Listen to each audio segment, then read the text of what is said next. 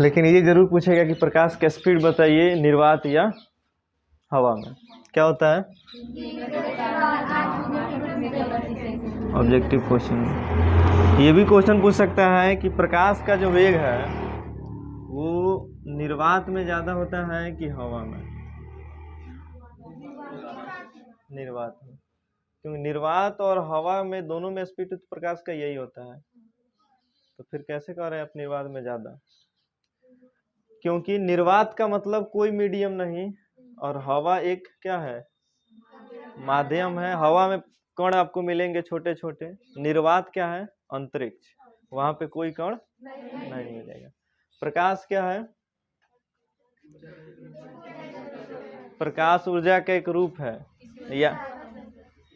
या प्रकाश एक माध्यम है जिसकी सहायता से या जिसकी उपस्थिति में हम किसी भी वस्तु को देखते हैं अथवा देखने का। तो वस्तु दिखती कैसे है? जैसे मान के चलिए यहाँ पे अगर कोई व्यक्ति खड़ा है ना, और यहाँ पे है सूर्य, प्रकाश का एक सोर्स, और यहाँ पे है कोई ऑब्जेक्ट, जिस ऑब्जेक्ट को हम क्या कर रहे हैं?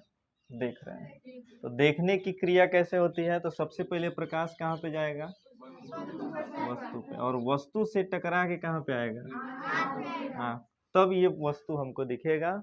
अगर डायरेक्ट प्रकाश की किरण अगर आपको आंखों पर आ रही है तो केवल प्रकाश से आप वस्तु को नहीं देख सकते हैं। वस्तु को देखने के लिए प्रकाश पहले वस्तु पे जाना चाहिए, वहां से टकरा के तब कहाँ पे आएगा? आपके। क्योंकि जब हम लोग प्रतिबिंब भी बनाते हैं ना, तो वस्तु को अगर इधर कहीं रखते हैं ना, तो वस्तु से ही प्रकाश निकलता है, देख रहे हैं? तो ये प्रकाश कहाँ से आ रहा है? वस्तु से। और वस्तु पे कोई प्रकाश का सोर्स होगा, वहां से आ रहा होगा। जैसे ये वस्तु है, तो इस वस्तु पे प्रकाश इस सूर्य से आ रहा है। यहाँ पे भी प्रकाश किसी सोर्स से आ रहा होगा, या खुद ये एक सोर्स होगा प्रकाश का, और तब ये निकलते हुए आएगा और जहाँ पे टकराएगा वहां पे हमारा प्रतिबिंब बन जाएगा। उसी प्रकार वस्तु को देखने के लिए सबसे पहले ये क्रिया होनी चाहिए कि प्रकाश उस वस्तु पे जाता है और फिर वस्तु से टकरा के हमारे आंखों तक जाता है। इसी प्रकार से इस घटना को हम लोग प्रकाश का परावर्तन भी कह सकते हैं, है ना? कि प्रकाश पहले यहाँ से ये टोटल ये माध्यम कौन सा है? हवा है। हवा से होते हुए कहाँ पे गया? वस्तु पर। वस्तु एक अलग माध्यम हो सकता है, डेंसर या रेयर मीडियम। तो इस वस्तु से टकरा के और फिर ये हवा में ही जाने लगा। आ किस में रहा? किससे आ रहा था? हवा से, और फिर टकरा के जा किससे रहा? हवा। अगर इसको ये माध्यम नहीं मिला होता तो ये यहाँ पे टकराता नहीं टकराता। तो जब प्रकाश की किरण किसी एक मीडियम से जैसे ही दूसरे मीडियम में जाता है तो उसके सरफेस से टकरा कर फिर वो अपने माध्यम में लौटने लगते हैं। इस घटना को हम लोग क्या कहते हैं? प्रकाश का परावर्तन। प्रकाश का परावर्तन। तो इस पे हम लोग इसको समतल दर्पण पे हम लोग प्रकाश का परावर्तन समझते हैं, ठीक है ना? प्रकाश में तो कोई दिक्कत नहीं है। प्रकाश एक माध्यम है जिसकी उपस्थिति में हमारी आंखें किसी वस्तु को, और प्रकाश आप बताएं ऊर्जा का रूप है। अगर प्रकाश की विशेषता पूछे या प्रकाश के गुण पूछे तब आपको बताना है प्रकाश ऊर्जा का एक रूप है। प्रकाश का वेग निर्वात या हवा में 3 × 10⁸ होता है। प्रकाश एक विद्युत चुंबकीय तरंग भी है, पता है ना? क्योंकि इसको मीडियम की आवश्यकता नहीं होती है। बिना माध्यम के भी एक जगह से दूसरे जगह, जैसे सूर्य से निकलते हुए प्रकाश धरती पे आ रहा है, अंतरिक्ष में कोई मीडियम है? नहीं है, तो तब बिना मीडियम के भी वहां से यहाँ आ गया। तो इसलिए ये कौन सा तरंग है? विद्युत चुंबकीय तरंग। प्रकाश का परावर्तन देखिए, केवल समझना है, ठीक है? क्योंकि ये नोट्स आप लोग इसका बना लिए। प्रकाश के परावर्तन से केवल 2 ही क्वेश्चन पूछता है, वो आप लोगों को पता है क्या? प्रकाश के परावर्तन के बस, या पूछेगा प्रकाश का परावर्तन क्या है, ठीक है? तो देखिए ये कौन सा मिरर है? समतल दर्पण है। यहाँ पे लिख देते हैं समतल दर्पण। ये इसका सरफेस हो गया, यहाँ से आ रही है प्रकाश की किरण। तो ये आ रही है इसलिए इसको क्या कहते हैं? आपतित किरण। आती हुई किरण को और जाती हुई किरण को, क्योंकि वे परावर्तन हो जा रहा है प्रकाश का ना जी, परावर्तित किरण। और बीच में क्या होता है अभिलंब। इस पे एक सवाल भी आप लोग पूछे थे हमसे कि सर यदि किसी प्रकाश की या हाँ वही ये किसी आपतित किरण का जो एंगल है वो कितना डिग्री का है 60 डिग्री का। आपतित किरण का एंगल जो है वो सरफेस के साथ वो एंगल कितना डिग्री का है, तो फिर परावर्तित किरण का एंगल क्या होगा बताइए 60 डिग्री होगा। ठीक है, क्योंकि अब देखिए इधर का टोटल एंगल, अच्छा चलो ये बताओ अगर आपतित किरण का जो एंगल है वो 60 डिग्री है तो परावर्तन कोण क्या होगा 30 डिग्री परावर्तन कोण, क्योंकि ये 60 है तो इधर भी, और ये क्योंकि टोटल इधर 90, ये 60 डिग्री है तो 30 डिग्री है, फिर दोनों को जोड़ देंगे तो 90 डिग्री आ जाएगा। तो ये सवाल ऑब्जेक्टिव में पूछ सकते हैं आपसे। ये आपतित किरण है और ये क्या है अभिलंब है। समझ में आ रहा है ना। आपतित किरण और अभिलंब के बीच बने कोण को क्या कहते हैं आपतन कोण। परावर्तित किरण और अभिलंब के बीच बना कोण परावर्तन कोण। ये हो गया एंगल आई और ये हो गया। दो सवाल इसमें हमेशा याद रखिएगा। एक पूछता है प्रकाश के परावर्तन के नियम, तो पहला नियम आपको ये बताना है कि आपतित किरण परावर्तित किरण है ना, और ये होता है आपतन बिंदु जिसपे तीनों आके एक दूसरे को काटते हैं या मिलते हैं। 2 नंबर का आता है एग्जाम में। आपतित किरण परावर्तित किरण तथा आपतन बिंदु, ये ना आपतन बिंदु है, इस पे डाला गया लंब, ये तीनों, ये पहला नियम है प्रकाश के परावर्तन का पहला नियम। और दूसरा नियम क्या है आपतन कोण परावर्तन कोण के बराबर होता है, यानी एंगल आई बराबर एंगल। बस हो गया। बाकी इसमें आता है प्रकाश के परावर्तन के नियम तो हो गया है ना जी, और एक होता है प्रकाश के परावर्तन के नियम के प्रकार। जैसे प्रकाश का परावर्तन 2 प्रकार के सरफेस से होता है, एक होता है एकदम चिकनी सतह से है ना, जिसको हम लोग क्या बोलते हैं नियमित परावर्तन, और एक होता है अनियमित परावर्तन। उसमें से सवाल नहीं आ सकता, बस पढ़ाने के लिए बता दिया जाता है कि अगर प्रकाश की किरण एकदम चिकनी सतह से परावर्तित हो रही है तो वो कौन सा परावर्तन हो जाएगा नियमित, यानी अपने नियम के अनुसार ये जा रही है। लेकिन अनियमित परावर्तन जो होता है ना उसके लिए सरफेस चिकनी नहीं होता है, या तो रूखड़ा होगा या टेढ़ा मेढ़ा होगा। और यहाँ पे जो प्रकाश की परावर्तन होता है, जैसे मान लो यहाँ से आया ये तो कभी दूर भाग गया, या ऐसे आया तो एकदम नजदीक से निकल गया, यहाँ भी आपतन कोण परावर्तन कोण के बराबर ही होगा कभी भी, लेकिन ये सरफेस जो है वो चिकना नहीं है, इसलिए इसको हम लोग कहते हैं अनियमित परावर्तन। ये है प्रकाश के परावर्तन के प्रकार, पहला और दूसरा, या पहला दो बोल दो नियमित परावर्तन और दूसरा अनियमित परावर्तन। नियमित परावर्तन क्या है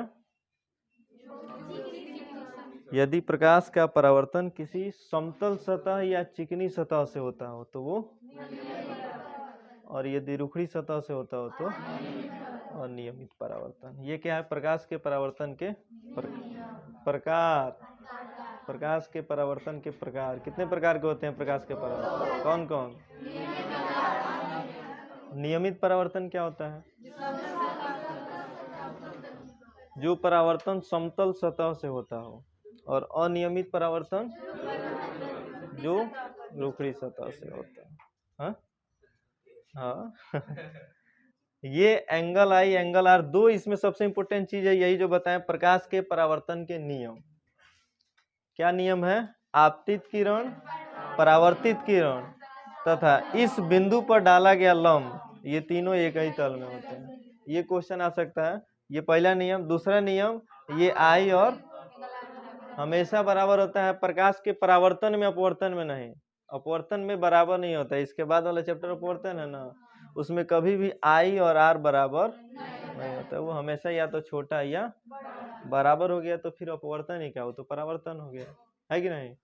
ठीक है, और दूसरा नियम ये एंगल आई और एंगल आर, ये आपस में बराबर होते हैं। बस अब पहुंचते हैं हम लोग डायरेक्ट प्रतिबिंब पे।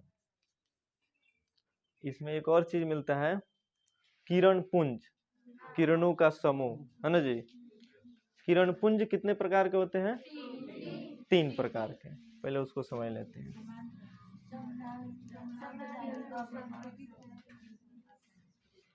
किरण पुंज, प्रकाश पुंज, इसका दो नाम है, या आप किरण पुंज कह दीजिए या प्रकाश पुंज। पुंज का मतलब पूंजी, समूह, किसका समूह? किरण का, या तो जहाँ पे बहुत सारे किरण आके इकट्ठा हो गया वो हो गया किरणों का समूह। तो वो 3 प्रकार से किरणों का समूह बनता है। या तो किरणें इस प्रकार से बहुत सारी किरणें हो सकती है, देख रहे हैं, यही किरण हो सकती है, ठीक है। या फिर किरणें ऐसे हो सकती है, थोड़ा सा टेढ़ा हो जाएगा ना जी, ऐसे ऐसे नहीं होगी। और या फिर इसी प्रकार से ये बाहर की तरफ फैलने लगे, ये फैल रहा है और ये इकट्ठा हो रहा है। ये सब किरणों का समूह है, ये सारी किरणें हैं जितना दिख रहा है आपको। किरण पुंज क्या होता है? किरणों के समूह को किरण पुंज कहते हैं, या किरणों के समूह को प्रकाश पुंज कहते हैं। क्या कहते हैं? प्रकाश पुंज। कितने प्रकार के होते हैं ये? देखिए तीनों का यहाँ पे फिगर बना है।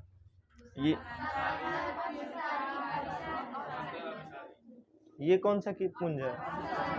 अभिसारी या अपसारी? हाँ? अभिसारी। और ये इसका 2 नाम और भी है, अपसरित। अब अपसारी अपसरित दोनों एक साथ मिल रहा है, अपसरित या अपसारी, देख रहे हैं दोनों का आ गया अप। तो ये याद हो जाएगा इस तरीके से कि यदि प्रकाश पुंज की किरणें किसी सोर्स से या किसी माध्यम से निकलते हुए एक बिंदु पे आके क्या हो जाए, इकट्ठा हो जाए, उसको कहते हैं सॉरी अभिसारी ना जी। क्या कहते हैं? और इसका एक और नाम संश्रित। अभिसारी या जैसे दर्पण पढ़ते हैं ना आप लोग, गोलीय दर्पण 2 प्रकार के होते हैं, कौन कौन?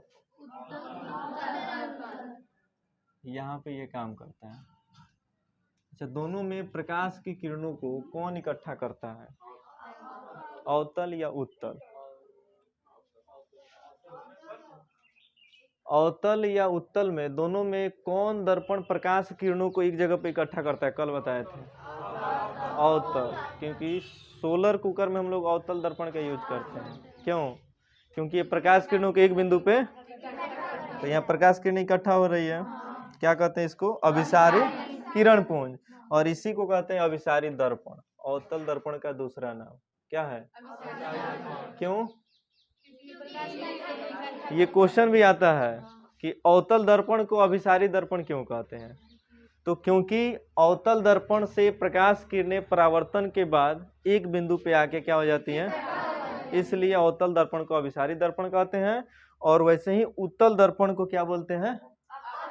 अपसारी दर्पण, क्योंकि प्रकाश की किरणें उत्तल दर्पण से टकराने के बाद फैलती जाती है, जैसे यहाँ पे देख रहे हैं फैल रही है। ये क्वेश्चन आता है कि उत्तल दर्पण को अपसारी दर्पण क्यों कहते हैं, तो आप बोल सकते हैं वहां पे कि उत्तल दर्पण में प्रकाश की किरणें परावर्तन के बाद आगे बढ़ने के साथ साथ क्या होती है, इसलिए उत्तल दर्पण को क्या कहते हैं? अपसारी। ये है कौन सा दर्पण? अभिसारी किरण पुंज। और अभिसारी दर्पण किसे कहेंगे? अवतल दर्पण को। इसमें कंफ्यूजन नहीं ना है। अभिसारी दर्पण किसे कहते हैं? अवतल दर्पण को। क्यों? प्रकाश किरणों को इकट्ठा करता है। और उत्तल दर्पण को अपसारी दर्पण कहते हैं। क्यों? प्रकाश किरणों को फैला देता है। ठीक है, तो सोलर कुकर में किसका यूज किया जाएगा?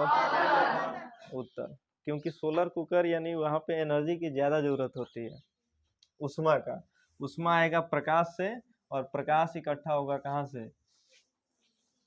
अवतल दर्पण से। उत्तल, यहाँ तक कोई दिक्कत है? तो ये सबसे लास्ट का टॉपिक आप लोगों को लिखवाए होंगे, अवतल दर्पण को अभिसारी दर्पण क्यों कहते हैं, तो ये स्टार्टिंग में ही बता दिए, ये याद रखना है। इसके बाद आता है हमारा प्रतिबिंब। इसमें एक और टॉपिक है पारदर्शी, पारभाषक, अल्पपारदर्शी, तो ये ऐसे ही याद रहता है सबको, है ना। पारदर्शी माध्यम क्या होता है? पारदर्शी माध्यम बोलिए। बाहर निकल जाए, पारदर्शी माध्यम क्या होता है? ये होता है प्रकाशीय माध्यम। प्रकाशीय, इसको भी समझ लीजिए साथ में, ऑप्टिकल मीडियम। पूछा जा रहा है तो बताया कीजिए आप लोग, ठीक है। प्रकाशीय माध्यम 3 प्रकार के, कौन कौन? पारदर्शी, अल्प पारदर्शी, यही ना होता है, अल्प पारदर्शी, और तीसरा अपारदर्शी। इसको पारभाषक भी कहते हैं। किसको? अल्प पारदर्शी का पारभाषक। अल्प का मतलब कम, यानी ऐसा माध्यम जिसे प्रकाश की किरण एकदम कम मात्रा में बाहर निकले, ठीक है, तो उस माध्यम को हम लोग कहेंगे अल्प पारदर्शी। कोई ऐसा माध्यम बताइए जहाँ से प्रकाश किरण एकदम कम मात्रा में बाहर निकलता हो। घिसा हुआ कांच, केवल कांच नहीं, कांच, केवल कांच कहिएगा तो पूरा बाहर निकाल देगा। वो कौन सा माध्यम होता है? पारदर्शी। अगर पीछे कलई नहीं किया गया हो तो, पीछे अगर कलई किया गया हो तो वो प्रकाश किरणों को परावर्तित करेगा, बाहर नहीं निकालेगा। जैसे अगर मान लीजिए ये कांच है, समतल दर्पण, तो प्रकाश की किरण भेजे तो ये सीधा निकल गया।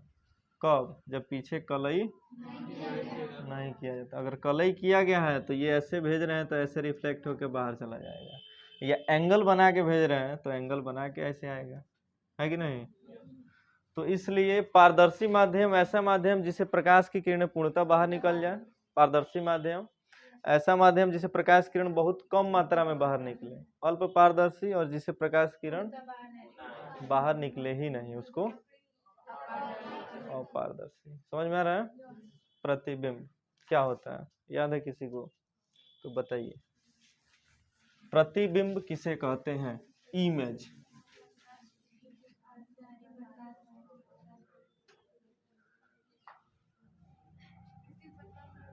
किसी को नहीं याद है?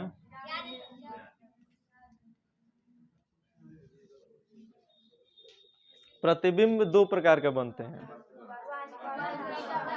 आभासी। आभासी प्रतिबिंब हम लोग समतल दर्पण में बना सकते हैं, अवतल दर्पण में भी बना सकते हैं, और उत्तल में भी बना सकते हैं। ये एक ऐसा प्रतिबिंब होता है जो समतल में तो हमेशा आभासी ही बनता है। कौन सा? वास्तविक नहीं, आभासी। जैसे मान लो ये प्रकाश की किरण हम भेजें, ठीक है, एक और प्रकाश की किरण को क्या करते हैं, भेजते हैं, ये रिफ्लेक्ट होके ऐसे जाएगा, ये रिफ्लेक्ट होके ऐसे जाएगा, ठीक है, वस्तु यहाँ पे है, लेकिन हमको पता है प्रकाश किरण जहाँ पे टकराएगी वहीं पे प्रतिबिंब बनता है। ये टकरा रही है, कहाँ टकरा रही है, ये तो और आगे बढ़ाओगे और फैलती जाएगी।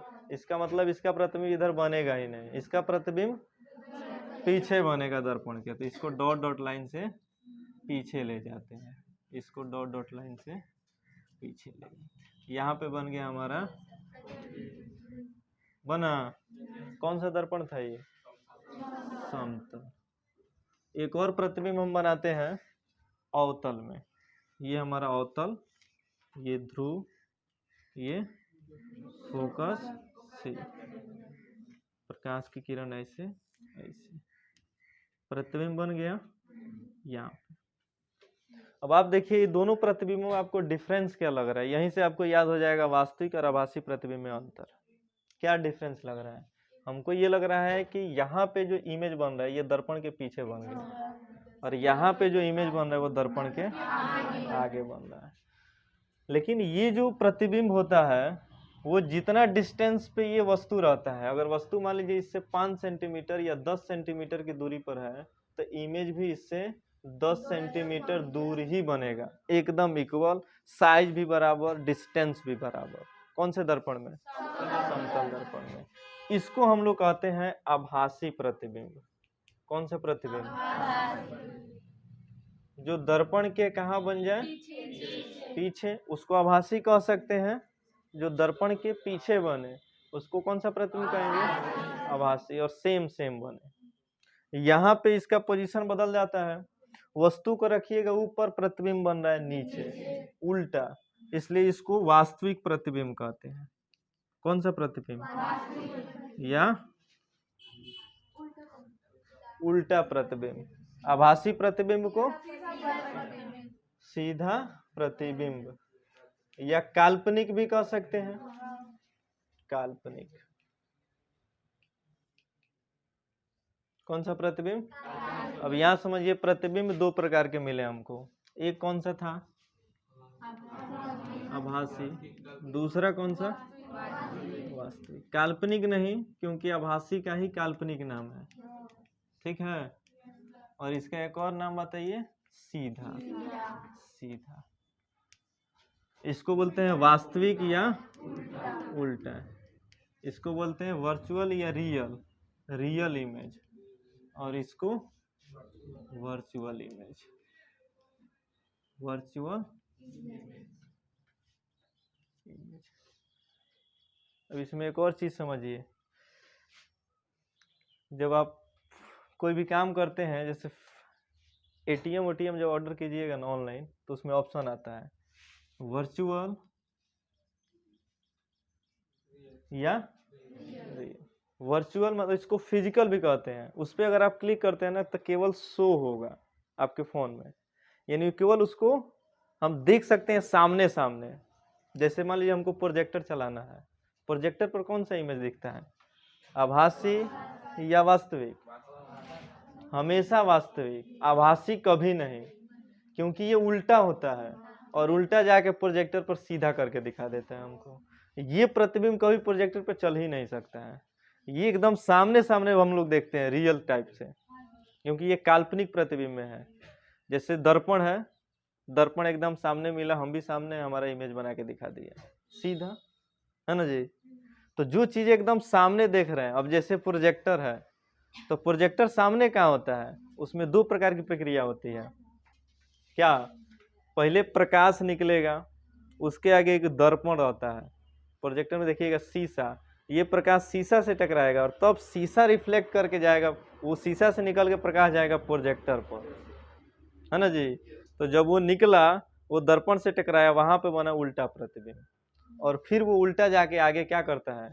सीधा बनाता है। जो भी प्रतिबिंब बनाने के लिए दो तीन चीजों की जरूरत पड़ती है, वो हमेशा क्या होता है? हमेशा वास्तविक। समझ में आया बढ़िया से? जो डायरेक्ट हम देख रहे हैं वो हमेशा सीधा। इसमें अगर आपसे पूछा जाए वास्तविक या आभासी प्रतिबिंब में अंतर, अब देखिए कितना अंतर मिला। पहला अंतर, वास्तविक प्रतिबिंब हमेशा दर्पण के आगे बनता है। पहला, इधर आइएगा तो आभासी प्रतिबिंब हमेशा दर्पण के। दूसरा, वास्तविक प्रतिबिंब उल्टा होता है, वस्तु ऊपर प्रतिबिंब नीचे, हाइट है ये प्रतिबिंब का, ये वस्तु का। और इधर आइएगा दूसरा, तो ये क्या होता है? हमेशा सीधा बनाता है, वो उल्टा बनाता है और ये सीधा। और क्या दिखा आपको? इसको पर्दे पर उतार सकते हैं, इसको पर्दा पर आप नहीं उतार सकते हैं। चौथा अंतर है कि ये वास्तविक रेखाओं के कटान से बनता है और ये ये डॉट डॉट लाइन से बना है। वास्तविक रेखाएं तो इधर चली गई, इसका ये पीछे गया, डॉट डॉट लाइन है। तो ये हो गया काल्पनिक रेखा, जिन रेखाओं की केवल हम कल्पना कर सकते हैं, वास्तव में ये है नहीं, वास्तविक रेखा ये है। और ये होता है वास्तविक रेखाओं के कटान बिंदु से मिलता है या रेखा के काटने से बनता है। तो ये चार अंतर मिला आपको वास्तविक और आभासी में। या केवल पूछे कि आप बताइए, चलो काल्पनिक प्रतिबिंब किसे कहते हैं? केवल पूछ रहा है आपसे, अंतर नहीं पूछ रहा है, केवल पूछ रहा है काल्पनिक प्रतिबिंब किसे कहते हैं। तो आप क्या जवाब दीजिएगा कि आप सुनिए ध्यान पूर्वक, समझिएगा, यहीं पे याद हो जाएगा। किसी प्रकाश स्रोत से आ रही प्रकाश की किरणें, ये देख रहे हैं, है ना जी। किसी प्रकाश स्रोत से आ रही प्रकाश की किरणें परावर्तन या अपवर्तन के बाद जिस बिंदु पर कटती हुई प्रतीत होती है, कट नहीं रहा है, प्रतीत हो रहा है, जिस बिंदु पर कटती हुई, उसी बिंदु पर बनता है किसी वस्तु का काल्पनिक प्रतिबिंब। वास्तविक पूछ रहा है तो किसी प्रकाश स्रोत से आ रही प्रकाश की किरणें, देख रहे ना, परावर्तन के बाद जिस बिंदु पर कट रहा है, कटता हुआ प्रतीत नहीं हो रहा है, कट रहा है, उसको क्या कहते हैं, वास्तविक प्रतिबिंब। अब इन दोनों को मिला दीजिए तो बन जाएगा प्रतिबिंब। अब केवल प्रतिबिंब पूछ रहा है तो किसी प्रकाश स्रोत से आ रही प्रकाश की किरणें परावर्तन के बाद जिस बिंदु पर कटती है या कटती हुई प्रतीत होती है, उस बिंदु पर किसी वस्तु का बनता है प्रतिबिंब। प्रतिबिंब कहाँ बनता है कि अगर प्रकाश की किरणें, ध्यान से समझिए, प्रकाश की किरणें परावर्तन के बाद जिस बिंदु पर क्या हो रही है, कटती है या कटती हुई प्रतीत होती है, कटती हुई प्रतीत होती है, उस बिंदु पर बनता है किसी वस्तु का प्रतिबिंब।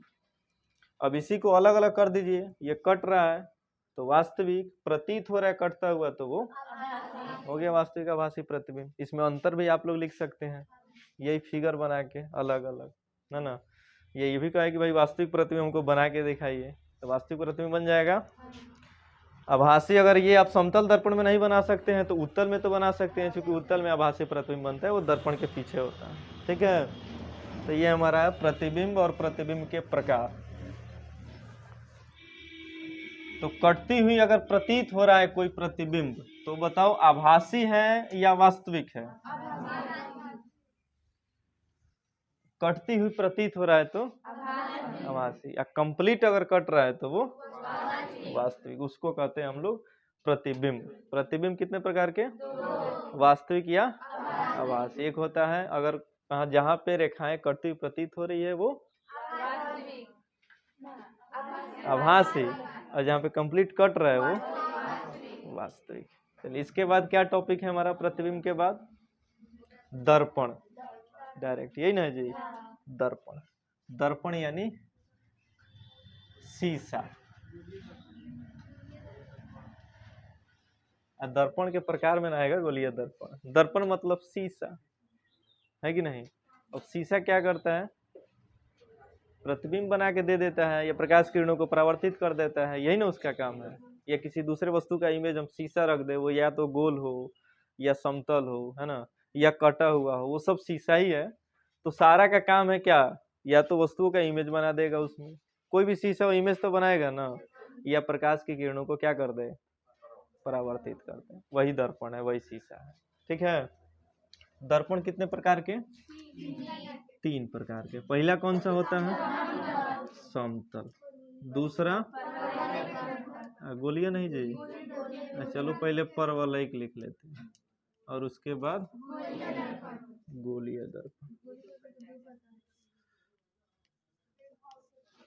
परवलयिक दर्पण पे हम लोग तो कुछ जानते ही नहीं है, क्योंकि बताया ही नहीं जाता है। वास्तव में उसका भी यूज सीनियर क्लास में बताया जाएगा, हम भी नहीं बताएंगे।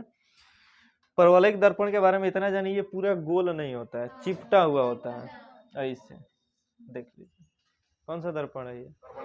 परवलयिक। और ऐसे कर दे तो अवतल, है ना, और उल्टा बना दे तो, और फिर इन दोनों को ले जाके मिला दे रहा है, गोलीय दर्पण। गोलीय दर्पण पूरा गोल होता है ना जी। समतल दर्पण पूर्णतः समतल होता है, एकदम चिकना सरफेस होता है। समतल दर्पण उसे कह सकते हैं जिसका परावर्तक सतह क्या हो, समतल। तो ऐसे ही याद हो जाएगा समतल दर्पण। अब ये भी पूछ सकता है कि समतल दर्पण की कुछ विशेषता बताइए, तो विशेषता आप लोग लिखे नहीं है, लेकिन फिर भी बता सकते हैं। कैसे? अभी न बताए हैं प्रतिबिंब बना के। समतल दर्पण में प्रतिबिंब आभासी होता है, वस्तु के बराबर होता है ना जी, और प्रतिबिंब दर्पण के पीछे, ये भी बता सकते हैं वहां पे। और प्रतिबिंब या वस्तु दोनों का डिस्टेंस दर्पण से एकदम बराबर होता है। 4 4 हो गया विशेषता उसका। परवलयिक दर्पण जो पूर्णतः गोल न हो, और इसके धंसे हुए भाग पर कलई रहता है कि उभरे हुए पीछे, ठीक है, यहाँ पे कलई रहता है ना जी। ये कौन सा दर्पण है? गोलीय दर्पण जो पूर्णतः गोल हो उसको क्या कहते हैं? अब फिर इसको दो प्रकार में बांटा गया है, ये हो गया अवतल और ये हो गया उत्तल दर्पण। अवतल और उत्तल दर्पण किसके प्रकार है? चलिए गोलीय दर्पण यहाँ पे हम बनाते हैं समझने के लिए बढ़िया से, है ना। ये है गोलीय दर्पण, है ना। और गोलीय दर्पण को अगर हम दो भागों में बांट दें, गोलीय दर्पण समझा रहे थे आप लोगों को। गोलीय दर्पण क्या होता है? पूर्णतः गोल होता है, इसको स्फेरिकल मिरर कहते हैं, है ना जी। और इसी में से निकलते हैं दो दर्पण, कौन कौन सा? उत्तल। चलिए यहाँ पे बनाते हैं गोलीय दर्पण। गोलीय दर्पण को परिभाषित कर सकते हैं वैसा दर्पण जो पूर्णतः गोल, उसको गोलीय दर्पण कहते हैं। दर्पण का तो काम है प्रकाश किरणों को रिफ्लेक्ट करना। अच्छा, परावर्तित करता है ना कोई भी दर्पण प्रकाश किरणों को, तो ये थोड़ा सा वो ऑब्जर्व भी करता है प्रकाश किरणों को। जैसे इसको अगर समझना है ना, तो 5-6 दर्पण रखिए अपने पास, है ना, और प्रकाश किरण को पहले दर्पण पे जलाइए, वहां से रिफ्लेक्ट होकर दूसरे पे जाएगा, फिर वहां पे मिरर लगाइए। 3-4 दर्पण टकराने के बाद वो जो लास्ट वाले में जाएगा ना, और पहले वाले पे जो लाइट देखिएगा, लास्ट वाले पे लाइट देखिए, जाके वहां पे लाइट थोड़ा सा कम हो जाएगा। तो इसका मतलब ये हुआ कि रिफ्लेक्ट तो कर रहा है मिरर, लेकिन वहां पे कुछ किरणों को वो अपने पास रख लेता है, ऑब्जर्व करता है, और बाकी किरणों को फिर भेज देता है। ऐसे ऐसे जाते जाते जाते जाते लाइट क्या होता है, अपने आप थोड़ा सा कम हो जाता है। लेकिन हम लोग को केवल परावर्तन ही जानते हैं। यह है गोलीय दर्पण। कौन सा दर्पण? इसको दो भागों में हम बांट देते हैं ऐसे बीच में से, ठीक है। तो ये एक दर्पण इधर आ गया, एक दर्पण इधर आ गया। अगर इन दोनों का फिगर अलग अलग बनाए, इधर वाले का फिगर यहाँ पे बना लेते हैं। ये कौन सा दर्पण है? अवतल। यहाँ पे इस वाले भाग पे कलई रहता है, ठीक है। और इस वाले फिगर को इधर बना लेते हैं, ये हो गया, यहाँ पे इसके अंदर कलई रहता है। आ रहा है समझ में? कौन सा दर्पण है ये? अवतल और ये उत्तल। परिभाषित कर सकते हैं इसको कि जिस दर्पण का परावर्तक सतह अंदर की ओर, इधर ये परावर्तक सतह है कि ये परावर्तक सतह, ये बाहर वाला है कि अंदर वाला? बाहर वाला भी तो हो सकता है, बोलो। नहीं हो सकता है, क्यों? क्योंकि ये कलई किया गया है, यहाँ पे परावर्तन ही नहीं होगा, और जहाँ पे परावर्तन नहीं होगा परावर्तक सतह ही नहीं है। प्रकाश की किरण इधर परावर्तित होगी, और यहाँ प्रकाश किरण को अगर आप भेजते हैं तो परावर्तन होकर फिर दूसरे डायरेक्शन में जाएगी। यहाँ पे परावर्तक सतह इसका ये है, उभरा हुआ। तो जिसका परावर्तक सतह अंदर की ओर धंसा है वो अवतल, जिसका परावर्तक सतह अंदर बाहर की ओर उभरा हुआ है वो। तो अवतल उत्तल को जब भी परिभाषित करना है, आप पहले गोलीय दर्पण को बना लीजिएगा, उसको अलग अलग फिगर बना लीजिएगा। दाहिने साइड का अवतल, बाएं साइड का उत्तल। परिभाषित करना है जिसका परावर्तक सतह धंसा हुआ है वो अवतल, ये उभरा हुआ है तो उत्तल। हो जाएगा दोनों दर्पण, है ना। इसके बाद इसमें आता है प्रतिबिंब का निर्धारण। उससे भी पहले गोलीय दर्पण में कुछ टर्म आते हैं, जैसे जिसको हम लोग ध्रुव, वक्रता केंद्र, वक्रता त्रिज्या, मुख्य फोकस, फोकस दूरी, वो सब पढ़ते हैं। तो लाइन बाय लाइन एक ही फिगर में सारा समझा दे रहे हैं, ठीक है ना। जैसे जो पढ़ाएंगे, जैसे ध्रुव, तो ध्रुव अवतल का भी होगा, उत्तल का भी होगा।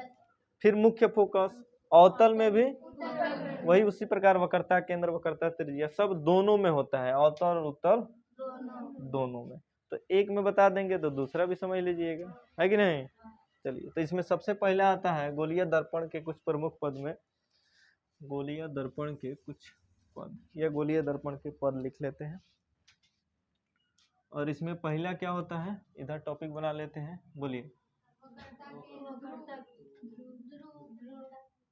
वक्रता केंद्र, ध्रुव, कुछ भी कहो, चलो वक्रता केंद्र ही इसके बाद समझा देते हैं। वक्रता, पहले ध्रुव। ध्रुव क्या है? दर्पण के परावर्तक सतह के, है कि नहीं। अभी हम बताएं आपको कि ये परावर्तक सतह है, अंदर वाला, इसका बाहर वाला।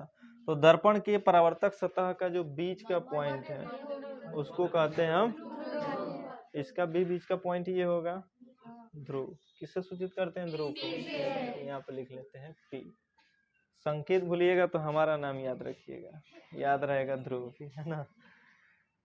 ध्रुव क्या है? गोलीय दर्पण के या अवतल दर्पण के परावर्तक सतह के मध्य बिंदु को अवतल दर्पण का ध्रुव, उत्तल दर्पण के परावर्तक सतह के मध्य बिंदु को उत्तल दर्पण का ध्रुव। ठीक है। इसके बाद दूसरा टॉपिक वक्रता केंद्र, है ना। तो गोलीय दर्पण को तो हम छोड़ दे रहे हैं, यहाँ पे आते हैं अवतल दर्पण। अवतल दर्पण जिस गोले का भाग है, अवतल दर्पण किस गोले का भाग है? इस गोले का। तो अवतल दर्पण या उत्तल दर्पण, अवतल दर्पण में पूछ रहा था, अवतल दर्पण जिस गोले का भाग होता है उस गोले के केंद्र को, जैसे इस गोले का भाग है तो यहाँ पे ना वक्रता केंद्र है जी, तो इसको अगर यहाँ पे बनाए तो यहाँ पे हो जाएगा, है कि नहीं? यहाँ पे है, ये क्या है हमारा?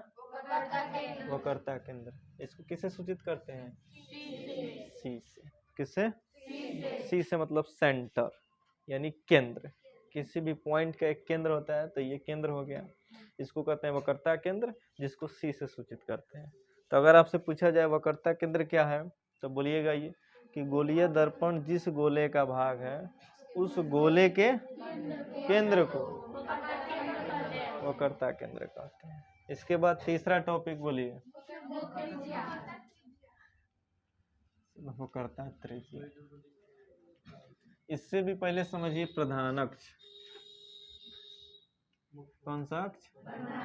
प्रधान अक्ष या मुख्य अक्ष। क्या होता है प्रधान अक्ष या मुख्य अक्ष? बोलिए। ठीक नहीं है, प्रधान अक्ष। अभी भी गलत है क्या? तो वही था वो, ठीक है। प्रधान अक्ष क्या होता है? दर्पण के ध्रुव और वक्रता रेखा को हम लोग कहते हैं प्रधान, यही ना प्रधान अक्ष है। और यहाँ पे अगर इसका हम वक्रता केंद्र बनाए तो ये हो गया, इसको बोलते हैं सी। ठीक है, ये हो गया वक्रता केंद्र, इसका वक्रता केंद्र ये हो गया। तो वक्रता त्रिज्या आप क्या कह सकते हैं कि गोलीय दर्पण के, है ना, ध्रुव और वक्रता केंद्र, इन दोनों के बीच की दूरी को, या इससे भी अगर आप भूलते हैं तो त्रिज्या पढ़े हैं वृत्त में। क्या होता है वृत्त की त्रिज्या? तो सेंटर से लेके और वृत्त के परिधि पर स्थित कोई भी बिंदु के बीच का दूरी वक्रता त्रिज्या हो सकता है। ये वक्रता त्रिज्या, ये नहीं होता है वृत्त का वक्रता त्रिज्या कि वृत्त के केंद्र से लेके, और ये सब है वृत्त की परिधि। तो वृत्त के परिधि का किसी भी बीच का पॉइंट ले लीजिए और वहां से वहां तक का दूरी हो जाएगा वक्रता। तो वही चीज है, ये क्या है? वृत्त की परिधि है, और परिधि पर ये जो पॉइंट होगा वो हमारा ध्रुव होगा। तो ध्रुव से लेके और वक्रता केंद्र के बीच की दूरी को हम लोग कहते हैं, जिसको किससे सूचित करते हैं? आर से। तो वहां पे लिख दिए हम आर। प्रधानक समझ में आ गया, इसका कोई इंडिकेशन नहीं है कि इसको किससे सूचित करते हैं, कोई एक्सिस है वो, ठीक है ना। तो प्रधानक क्या है? अक्ष मतलब एक्सिस यानी एक लाइन। तो लाइन कभी भी पॉइंट नहीं हो सकता है। तो जब भी अक्ष का बात अगर आपके दिमाग में आता है तो आप तुरंत सोचिएगा कि वो दो पॉइंटों को मिलाने वाली रेखा है। तो कौन कौन सा पॉइंट? ध्रुव और वक्रता केंद्र। तो ध्रुव और वक्रता केंद्र को मिलाने वाली रेखा को हम लोग प्रधान अक्ष या मुख्य अक्ष कहते हैं। इसके बाद तीसरा हो गया, चौथा आएगा हमारा मुख्य फोकस। ये तो सबसे आसान है, जिसको हम लोग कैपिटल मुख्य फोकस क्या होता है? प्रधानक के समानांतर आती हुई प्रकाश की किरणें परावर्तन के बाद जिस बिंदु पे, उसको कहते हैं मुख्य फोकस। अब इससे कल एक सवाल पूछा था लोग कि सर कागज को, किसी कागज के टुकड़े को अवतल दर्पण के किस पॉइंट पे रखें कि वो कागज जलने लगे? मुख्य फोकस पे। बताए थे आप लोगों को, मुख्य फोकस एक ऐसा पॉइंट होता है जहाँ पे सारी प्रकाश किरणें परावर्तन के बाद उसी बिंदु पे जाती है, उसी को हम लोग मुख्य फोकस। और मुख्य फोकस हमेशा ध्रुव और वक्रता केंद्र के, ये नहीं कि आगे बना दीजिएगा, बीच में होता है। जैसे देखिए यहाँ पे ये इसी को समझ लीजिए, ये मान लेते हैं प्रकाश की किरण है, ठीक है ना, एक प्रकाश किरण यहाँ पे है और ये टकरा के जाएगी यहाँ से, देख रहे हैं, इसको आगे भी बढ़ा सकते हैं, यही बिंदु हमारा होता है मुख्य फोकस, ठीक है। एक और प्रकाश की किरण को लीजिएगा, ये भी परावर्तन के बाद कहाँ से जाएगी, मुख्य फोकस, इसी पॉइंट से होके जाएगी। तो ये तो काल्पनिक मुख्य फोकस हो गया, पीछे है। एक और सवाल इसमें पूछ सकता है, काल्पनिक मुख्य फोकस किस दर्पण में होता है, उत्तल, और वास्तविक मुख्य फोकस अवतल में। अवतल में देखिए ये हो गया हमारा मुख्य फोकस, ये होता है मुख्य फोकस, ये कौन सा पॉइंट है, और ये वक्रता केंद्र। ये मुख्य फोकस हमेशा P और C के, तो देख रहे हैं परावर्तन के बाद सारी रेखाएं कहाँ से होके जाएगी, मुख्य फोकस से। समझ में आ रहा है ये, यानी प्रकाश की किरणें परावर्तन के बाद जिस बिंदु पे जाके इकट्ठा हो जाए उसी बिंदु को हम लोग कहते हैं। इसके बाद आता है फोकस दूरी। फोकस दूरी क्या है, एकदम आसान है, जिस प्रकार से बोले थे दर्पण के ध्रुव और केंद्र के बीच की दूरी वक्रता त्रिज्या, उसी प्रकार से दर्पण के ध्रुव और मुख्य फोकस के बीच की दूरी किससे सूचित करते हैं, इसको स्मॉल f से। और कुछ है इसमें, दर्पण का द्वारक होगा, तो दर्पण का द्वारक क्या होता है, दर्पण का व्यास होता है, ठीक है ना, व्यास। तो मिला दीजिए इसको, हो गया दर्पण का द्वारक, यही व्यास है इसका, है ना जी। इधर इसको मिला दीजिएगा तो ये दर्पण का, देख रहे हैं द्वारक है, व्यास, वृत्त का व्यास, ये ना होता है वृत्त का व्यास, तो देख रहे हैं वहीं पे इसको मिला दिए, हो गया वृत्त का, दर्पण का द्वारक। तो दर्पण का द्वारक क्या हो सकता है, तो दर्पण के व्यास को ही दर्पण का द्वारक कहते हैं, ठीक है। इसमें और कोई टर्म बाकी है, कंप्लीट सारा। ध्रुव कैसे कहते हैं, दर्पण के परावर्तक सतह के मध्य बिंदु को ध्रुव, और समझ लेते हैं एक बार। वक्रता केंद्र होता है कि दर्पण जिस गोले का भाग होता है उस गोले के केंद्र को वक्रता केंद्र। उसके बाद आता है आपका प्रधान अक्ष, तो ध्रुव और वक्रता केंद्र को मिलाने वाली रेखा प्रधान अक्ष। वक्रता त्रिज्या, ध्रुव और वक्रता केंद्र के बीच की दूरी वक्रता त्रिज्या। मुख्य फोकस, परावर्तन के बाद जिस बिंदु पे किरणें काटे एक दूसरे को, मुख्य फोकस। फोकस दूरी, तो दूरी की बात आ रहा है तो ध्रुव से लेकर और मुख्य फोकस के बीच की दूरी फोकस दूरी, इसको स्मॉल f से सूचित करते हैं। ये हो गया हमारा फोकस दूरी। ये सबका यूज होगा अभी जब दर्पण सूत्र प्रूफ कराएंगे तो आप लोगों से पूछेंगे भाई कहाँ से कहाँ तक होगा फोकस दूरी और वक्रता त्रिज्या, क्योंकि उसमें यूज होगा। इसके बाद आता है हमारा प्रतिबिंब का निर्धारण अवतल और उत्तल में, जिसमें 6 प्रतिबिंब बनने वाला है। तो ज्यादा टाइम नहीं लगेगा उसमें, तो 5 मिनट में हो जाएगा। देखिए 6 प्रतिबिंब बना लेते हैं। 6 को प्रतिबिंब बनता है ना, P, ये हो गया F, और इधर ले लेते हैं हम लोग C, ठीक है। सबसे पहले वस्तु अनंत पे, इसमें सबसे ज्यादा कंफ्यूजन आता है कि प्रकाश किरण को हम भेजे कहाँ से और वस्तु को रखे कहाँ पे। ये दो चीज समझ जाइएगा तो अपने आप प्रतिबिंब 6 का 6 बन जाएगा, बनाने की जरूरत नहीं है। तो पहले कंडीशन में तो वस्तु हमारा अनंत पे रहता है, अब धीरे धीरे आगे बढ़ाते जाएंगे, ठीक है ना। तो अनंत पे वस्तु जब है ना, तो प्रकाश किरणें उस वस्तु से टकरा के दर्पण पे आते आते आते आते वो एक तरह से पैरेलल हो जाती है, एकदम समानांतर हो जाती है। अगर वस्तु बहुत दूर है, अनंत पे हो, है ना जी, तो उस वस्तु से जो प्रकाश किरणें टकराती हुई आती हैं दर्पण पे, तो नजदीक आते आते वो दर्पण के समानांतर हो जाती है। तो इसलिए अनंत पर अगर वस्तु रहता है तो प्रकाश की किरणें क्या हो जाए, समानांतर हो जाती है। किसके, प्रधान अक्ष के, ठीक है, प्रधान अक्ष के। ये हो गया हमारा प्रधान अक्ष, ठीक है।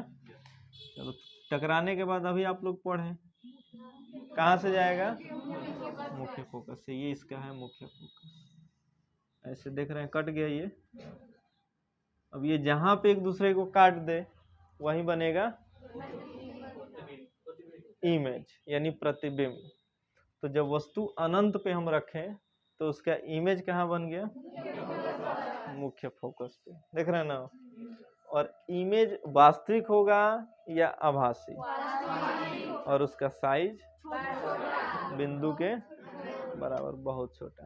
तो इसलिए जब वस्तु अनंत पे होता है तो वस्तु खूब बड़ा भी हो तो हमको छोटा दिखता है, खूब दूर हो, खूब दूर हो, खूब दूर वस्तु हो, और कितना ही बड़ा हो, अगर हम उसको देखें तो हमको एकदम छोटा दिखता है। क्यों?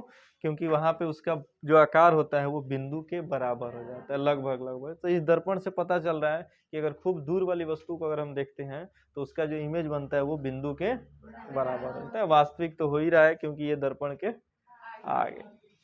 तो जब वस्तु अनंत पे बने तो इसमें तीन चीज आता है: वस्तु की स्थिति, वस्तु का आकार, सॉरी प्रतिबिंब की स्थिति, प्रतिबिंब का आकार और प्रतिबिंब का प्रकृति। तो प्रकृति पूछे तो काल्पनिक वास्तविक बताना है ना। आकार पूछे तो उसका साइज बताना है, और स्थिति पूछे तो उसका जगह बताना है, वो कहाँ पे बन रहा है। हो जाएगा? तो ठीक है। तो अब आप बताइए हमको, इस प्रतिबिंब, ये प्रतिबिंब बन गया है ना, आप बताइए प्रतिबिंब की प्रकृति भी बताइए हमको, है ना, और उसका आकार भी बताइए और उसका स्थिति बताइए, यानी जगह बताइए। यही आकार मतलब साइज होता है। चलिए तीनों हमको बताइए तो आप जल्दी से, है ना। क्या हो गया ये? उल्टा भी इसको कह सकते हैं। उल्टा है तो उल्टा दिखना चाहिए, उल्टा क्यों नहीं दिखता है? उल्टा क्यों नहीं दिखता है वस्तु? ये प्रतिबिंब उल्टा बन रहा है तो उल्टा क्यों नहीं दिखता है? नहीं, क्योंकि हमारे आंखों के पास वो क्षमता होती है कि उल्टे वस्तु को वो सीधा करके दिखाता है। ठीक है, ठीक है। आकार इसका बिंदु के या बहुत बहुत छोटा, ये भी लिख सकते हैं। ठीक है, और स्थिति इसका मुख्य फोकस। बस हो गया। पहला यही प्रतिबिंब बनता है अवतल दर्पण में। दूसरे में वस्तु अनंत से थोड़ा सा और आगे बढ़ाते हैं, है ना, और उसको लेके आते हैं अनंत और वक्रता केंद्र के बीच में। चलिए रखते हैं यहाँ पे अनंत और वक्रता केंद्र के बीच, यहाँ। ठीक है, यहाँ पे रख देते हैं वस्तु। ये देख लीजिए, ये क्या है? अनंत है, वस्तु है। क्या है ये? वस्तु का हाइट लिखना है तो ए भी लिख सकते हो या एच ओ लिख सकते हो। ठीक है ना। और वस्तु कहाँ पे है? अनंत और वक्रता केंद्र के बीच। अब इसका प्रतिबिंब बनाना है तो प्रतिबिंब तभी बनेगा जब दो प्रकाश किरणें एक दूसरे को काटेगी। तो पहला प्रकाश किरण को तो हमको पता है कि भाई मुख्य फोकस से जाएगा। ये हमेशा आप लोग याद रखिएगा कि पहला प्रकाश किरण हमेशा कहाँ से जाएगा? तो एक प्रकाश किरण को भेज दिए, है ना। तो इससे पहले नियम पढ़ा देना चाहिए था हमको। नियम जो होता है प्रतिबिंब बनाने का, उसका 4 गो नियम होता है ना जी। 3 गो लिखवाए, 4 भी किसी किसी बुक में रहता है। पहला नियम कि अगर प्रकाश की किरण, समझ लीजिए, प्रकाश किरण प्रधान अक्ष के समानांतर जा रही है तो परावर्तन के बाद मुख्य फोकस से जाएगी। दूसरा नियम है कि अगर उसको हम डायरेक्ट मुख्य फोकस से भेजें, ठीक है ना, तो वो परावर्तन के बाद प्रधान अक्ष के समानांतर हो जाएगी। ठीक है, जैसे यहाँ से भेज रहे हैं हम प्रकाश किरण को, इधर से कहीं से प्रकाश किरण जा रही है तो टकराने के बाद प्रधान अक्ष के समानांतर हो जाएगी, और इधर से कहीं प्रकाश किरण अगर समानांतर होकर आ रही है तो टकराने के बाद मुख्य फोकस से जाएगी। 2 नियम। तीसरा नियम, अगर आप प्रकाश किरण को वक्रता केंद्र से भेजते हैं तो फिर वो टकरा के वक्रता केंद्र से जाएगी। चौथा होता है कि अगर प्रकाश किरण को हम ध्रुव से भेजें तो परावर्तन के नियम के अनुसार फिर टकरा के अपना दूसरे जिस माध्यम में उसी माध्यम में लौट के चली जाएगी। ये चौथा नियम होता है। ठीक है ना। तो इन्हीं 3 नियमों का यूज करके हम लोग प्रतिबिंब बना लेते हैं। ठीक है, तो पहला नियम तो यहाँ पे हो गया कि प्रकाश किरण अगर प्रधान अक्ष के समानांतर है तो मुख्य फोकस से होके।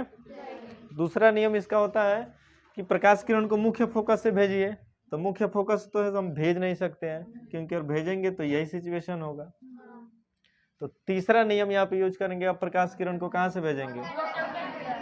ठीक है ना, बस नियम का यूज करिए, प्रतिबिंब बन जाएगा। वक्रता केंद्र से भेज देते हैं। भेज दिए, काटा एक दूसरे को कि नहीं काटा? काट दिया। यहाँ पे देख रहे हैं काट दिया, और यहाँ पे काट दिया तो यहाँ पे बन गया इमेज। यानी प्रतिबिंब क्या बन गया, यह वक्रता केंद्र से टकराएगी फिर इसी से होके जाएगी। प्रतिबिंब बन गया। कहाँ पर था वस्तु, अनंत और सी के बीच, ऐसे नहीं लिख सकते हैं, अनंत और सी के बीच, सी मतलब वक्रता केंद्र। अब यहाँ पे हम आपसे पूछें कि अब यही तीनों चीज फिर इसके लिए बताइए, है ना, तो बताइए क्या जवाब दीजिएगा, खड़ा हो जाइए आदित्य कुमार, और बताइए आप कि ये जो प्रतिबिंब बना है इसका प्रकृति बताइए, आकार बताइए और स्थिति बताइए, क्या जवाब दीजिएगा। प्रतिबिंब की प्रकृति क्या होगी, आभासी होगी। क्यों आभासी होगा, तो प्रकृति इसका वास्तविक या उल्टा, ठीक है। आकार वस्तु से छोटा कि बिंदु से छोटा, वस्तु से छोटा, तो यहाँ पे लिख देंगे वस्तु से छोटा। और स्थिति इसका सी और एफ के बीच, तो सी और एफ के बीच। सी क्या है और एफ मुख्य फोकस, तो वक्रता केंद्र मुख्य फोकस, ठीक है। तीसरा, अब वस्तु को आगे बढ़ाएंगे तो कहाँ पे लेके आएंगे, वक्रता केंद्र पर। कहाँ पे, तो लिख देते हैं सी पर, सी मतलब वक्रता केंद्र। तो फिर फिगर बनाते हैं, वक्रता केंद्र पर अगर आ जाए तो कहाँ पे इसका इमेज बनेगा।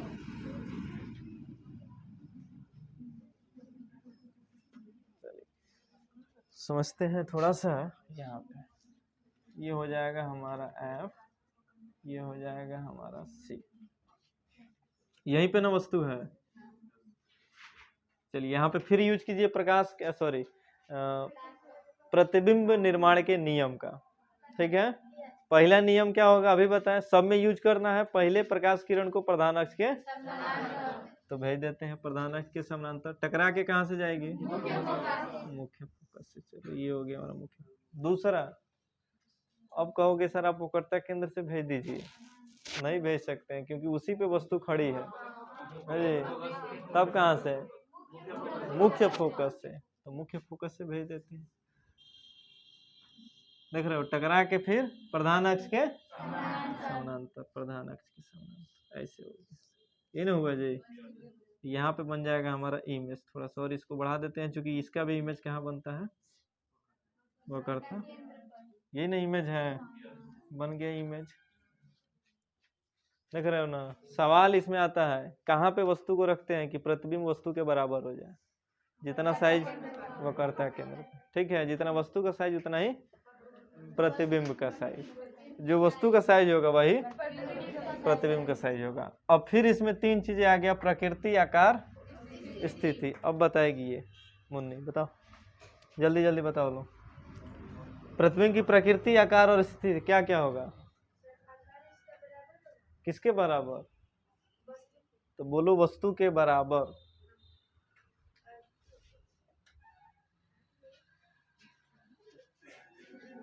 स्थिति, हाँ,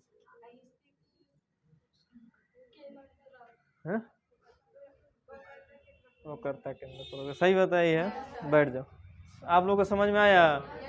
प्रकृति वास्तविक क्योंकि दर्पण के आगे बन गया, आकार एकदम वस्तु के बराबर, और उसका स्थिति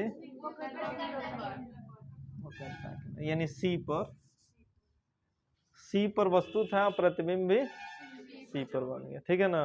तो अगर आपके सामने अवतल दर्पण हो और एकदम पूरा साइज का आपको अपना उस दर्पण में इमेज बनाना हो, तो आप उसके वक्रता केंद्र पर जाके खड़ा हो जाइएगा, ठीक है ना। दर्पण पे खड़ा नहीं होना है, वक्रता, दर्पण टूट जाएगा, वक्रता केंद्र पे खड़ा हो जाना है, और वहीं पे अगर खड़ा हो जाइएगा तो आपका प्रतिबिंब एकदम उसी साइज का उस दर्पण में बन जाएगा। तो उसके लिए उतना बड़ा दर्पण भी चाहिए, क्योंकि पूरा आकार का प्रतिबिंब बनाने के। अलमारी का शीशा वो अवतल नहीं होता है, समतल होता है।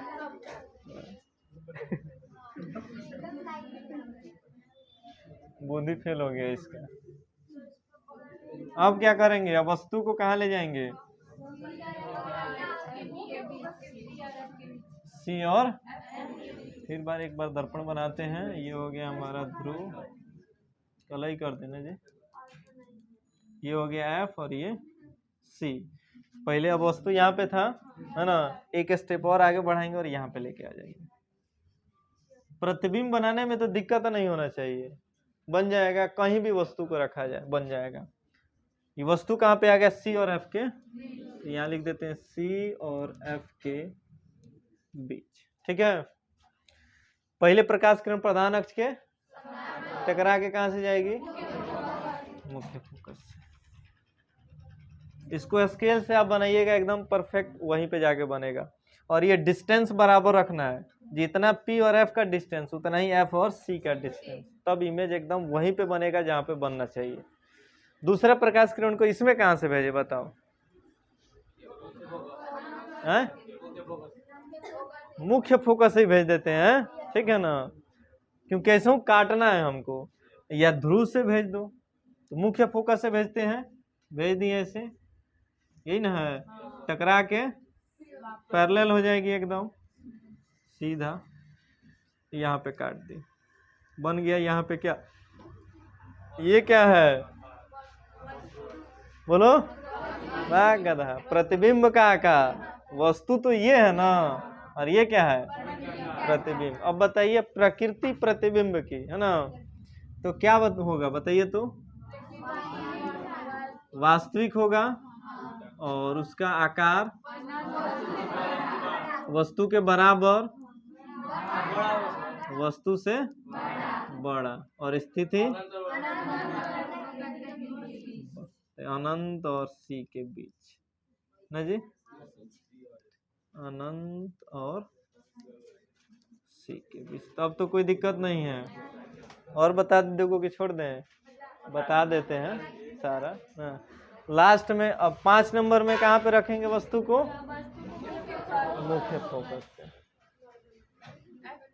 एफ पर रखते हैं, एफ पे रखते हैं वस्तु को।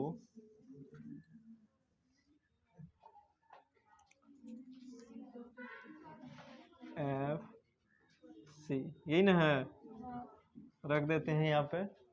ये है वस्तु, तुम लोग प्रतिबिंब को ही वस्तु बना दे रहे लोग, वस्तु यहाँ पे है ना। अब प्रकाश किरण को भेजते हैं, टकरा के कहाँ से जाएगी, मुख्य फोकस। उसके बाद अब तो गड़बड़ हो गया, अब कहाँ से भेजोगे, वो करता केंद्र से भेज दें, यही ना है। अब टकरा के बोलो, पीछे जाएगी, ये आगे। अब क्या हो रहा है जी, आगे बढ़ते हुए इस क्या हो रही है, फैल रही है, कटेगा क्या एक दूसरे, एक तरह से ये समझिए कि अनंत पे इसका इमेज बनता है। क्या बनता है, तो इसलिए इसका जो आकार होगा ये वस्तु से बहुत बड़ा होगा, है ना, और उसकी स्थिति हो जाएगी। ठीक है, लास्ट में अब क्या करेंगे,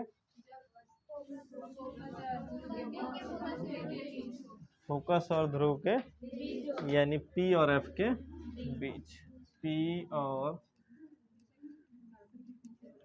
एफ के बीच। ठीक है, कहाँ पे वस्तु को रखते हैं, सब यहाँ पे रखते हैं, टकरा के वस्तु फिर प्रकाश किरण कहाँ से जाएगी, मुख्य फोकस। हो गया। अब वक्रता केंद्र से, यही ना जी, फिर यहाँ पे होगी, हाँ पीछे, पीछे, ठीक है। और ये भी डॉट डॉट लाइन से जाएगा, जहाँ पे कटेगा वहां पे प्रतिबिंब बन गया। बताओ, अब दर्पण के आगे बना के पीछे, तो बताइए प्रतिबिंब की प्रकृति क्या होगी, आप बताइए, हैं? काल्पनिक होगा, आभासी नहीं ना, बोल, हैं? आभासी भी होगा और सीधा भी हो सकता है। ठीक है, आकार इसका क्या होगा, वस्तु से बड़ा, तो वस्तु से बड़ा। ठीक है, स्थिति इसकी, मतलब प्रतिबिंब कहाँ बना है, दर्पण के पीछे, तो यहाँ लिख देंगे दर्पण के पीछे, बस हो गया। ये बन गया 6 प्रतिबिंब। किस दर्पण में? अवतल दर्पण में। ठीक है, चलिए समझिए इसको। अब उत्तल दर्पण में प्रतिबिंब का 2 ही प्रतिबिंब बनता है। पहले दर्पण बना लीजिए, इसमें भी वस्तु अनंत पर, उसके बाद अनंत और वक्रता केंद्र के बीच। ऐसा नहीं होता है, क्योंकि देखो बताते हैं क्यों नहीं होता है। ये हो गया हमारा मुख्य फोकस, ये हो गया वक्रता केंद्र। सबसे पहले वस्तु कहाँ रहती है? अनंत। इसका परावर्तक सतह इधर उभरा हुआ है ना, ये वाला इसका परावर्तक सतह है, इस धंसे हुए भाग पर। अब बताओ वस्तु इधर की उधर? बाएं तरफ की दाएं तरफ? दाएं तरफ वस्तु रहेगा ना, गधा है तुम लोग है। बाएं तरफ वस्तु, इधर वस्तु नहीं, इधर से प्रकाश किरण जाएगी तो परावर्तित होगी ही नहीं, क्योंकि ये तो कल ही किया गया है। इधर हम वस्तु को रखेंगे, और इधर वस्तु 2 ही तरीके से रखते हैं, एक अनंत पे रहता है और दूसरा ध्रुव और अनंत के बीच। तो अभी बताएं कि जब वस्तु खूब अनंत पे हो, बहुत दूर हो, तो प्रकाश किरणें आते आते प्रधान अक्ष के क्या हो जाती हैं? समानांतर हो जाती हैं। ठीक है, तो यहाँ पे जब प्रकाश की किरणें समानांतर हो जाएगी, है ना, तो परावर्तन के बाद कहाँ से होके जाएगी? मुख्य फोकस से होके जाएगी। तो ये हमारा हो गया मुख्य फोकस से होके जा रही हैं। यहीं पे एक दूसरे को ये काटेंगे भी दोनों किरणें, है ना। बन गया हमारा प्रतिबिंब। कहाँ पे बना? मुख्य फोकस पे। अब यहाँ पे फिर वही 3 चीजें। पहला होता है हमारा प्रकृति, दूसरा आकार, और तीसरा उसका स्थिति। बताइए प्रकृति क्या होगा? आभासी, क्योंकि दर्पण के आगे बन गया, है ना, तो क्या हो गया? आभासी। आकार बिंदु से छोटा, बिंदु के बराबर, और स्थिति मुख्य फोकस। समझदार है, मुख्य फोकस। आ रहा है समझ में? अब वस्तु को कहाँ रखेंगे? अनंत और, बस 2 ही बनता है प्रतिबिंब, ठीक है ना, अनंत और ध्रुव के बीच। तो अनंत और P के बीच, इधर लिख लेते हैं 2 नंबर में, अनंत और P के बीच।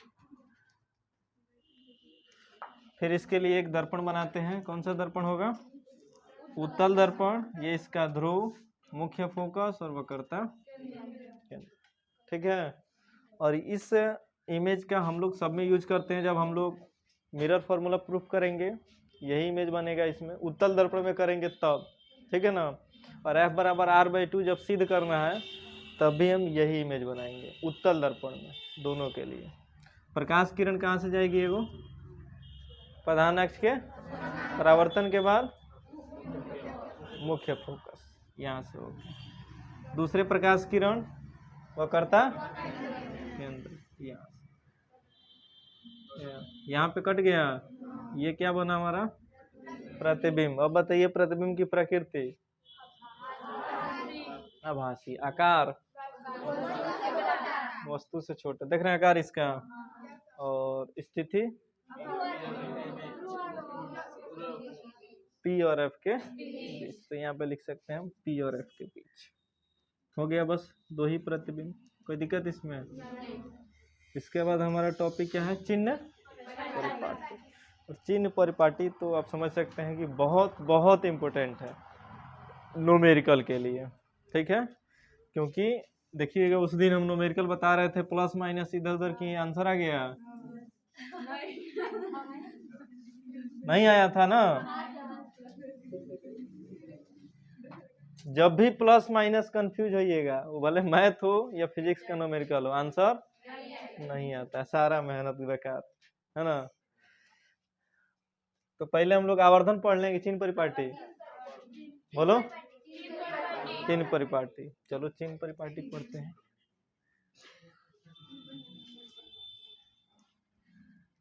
साइन कन्वेंशन, इसको इंग्लिश में ही ना बोलते हैं, साइन कन्वेंशन।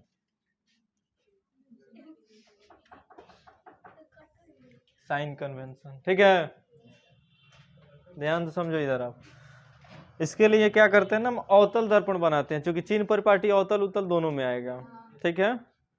यहाँ पे सबसे बढ़िया समझ में आएगा जब हम एक इमेज बनाएंगे तब। चलो एक इमेज बनाते हैं इधर। कौन सा दर्पण है ये? अवतल। ये ध्रुव, ये मुख्य फोकस, और ये सभी दूरी को कहाँ से मापना है? ध्रुव से। यहाँ पे हम वस्तु को यहाँ पे रख लेते हैं, ठीक है। प्रकाश की किरण पहला प्रधान अक्ष के कहाँ से होके जाएगी? मुख्य फोकस से, और दूसरा वक्रता केंद्र से चली गई। जब हम लोग अवतल दर्पण में दर्पण सूत्र सिद्ध करेंगे तो यही इमेज बनाएंगे, ठीक है ना। तो वहीं से दर्पण सूत्र सिद्ध करेंगे। ये इमेज हम इसलिए बनाए हैं क्योंकि चिन्ह परिपाटी बढ़िया समझ में। ये देखिए ए बी, ये वस्तु का हाइट, यहाँ पे हो गया प्रतिबिंब का हाइट ए डैश बी डैश, ठीक है। चिन्ह परिपाटी के कुछ नियम होते हैं, उसको याद कर लीजिए। पहला, सभी दूरियों को ध्रुव से मापें। दूसरा, आपतित किरण की दिशा में मापी गई दूरियां धनात्मक और इसके विपरीत दिशा में ऋणात्मक। तीसरा, प्रधान अक्ष के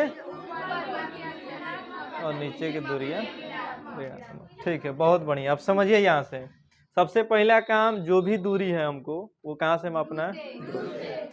हम कहें कि आप बताइए वस्तु दूरी यहाँ पे प्लस में होगा या माइनस में? वस्तु है कहाँ पे बताइए?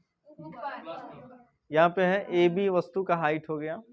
तो यहाँ से लेके P से लेके B तक क्या होगा? वस्तु दूरी। P से लेके B तक वस्तु दूरी, जिसको हम लोग कहेंगे माइनस। अब माइनस क्यों लगा यहाँ पे? क्योंकि हम दूरी को इधर माप रहे हैं, किरण कहाँ जा रही है? तो आपतित किरण तो ऐसे हो गया ना, लेकिन दूरी तो हम इसके विपरीत माप रहे हैं। तो आपतित किरण के विपरीत दिशा में मापी गई दूरियां क्या होती हैं? ऋणात्मक होती है, इसलिए वस्तु दूरी ऋणात्मक। प्रतिबिंब दूरी भी बोलो ऋणात्मक ही होगा, क्योंकि वो भी इसमें जितना दूरी होगा सब ऋणात्मक, क्योंकि सब हमको इधर ही मापना है। देख रहे हैं ना, फोकस दूरी भी ऋणात्मक, वक्रता त्रिज्या भी ऋणात्मक। तो फोकस दूरी P से लेके कहाँ तक? F तक होगा, और वक्रता त्रिज्या P से लेके C तक, ये भी माइनस है। सब दूरियां माइनस में। अगर ये नियम आप नहीं याद करते हैं, 2-3 नियम, तब भी कोई बात नहीं है, उस नियम को छोड़ देते हैं। दूसरा नियम इस चिन्ह परिपाटी के लिए समझते हैं। एक्सिस बना के, जहाँ पे ध्रुव है वहीं पे एक्सिस बनाइए, एक्स और वाई दोनों।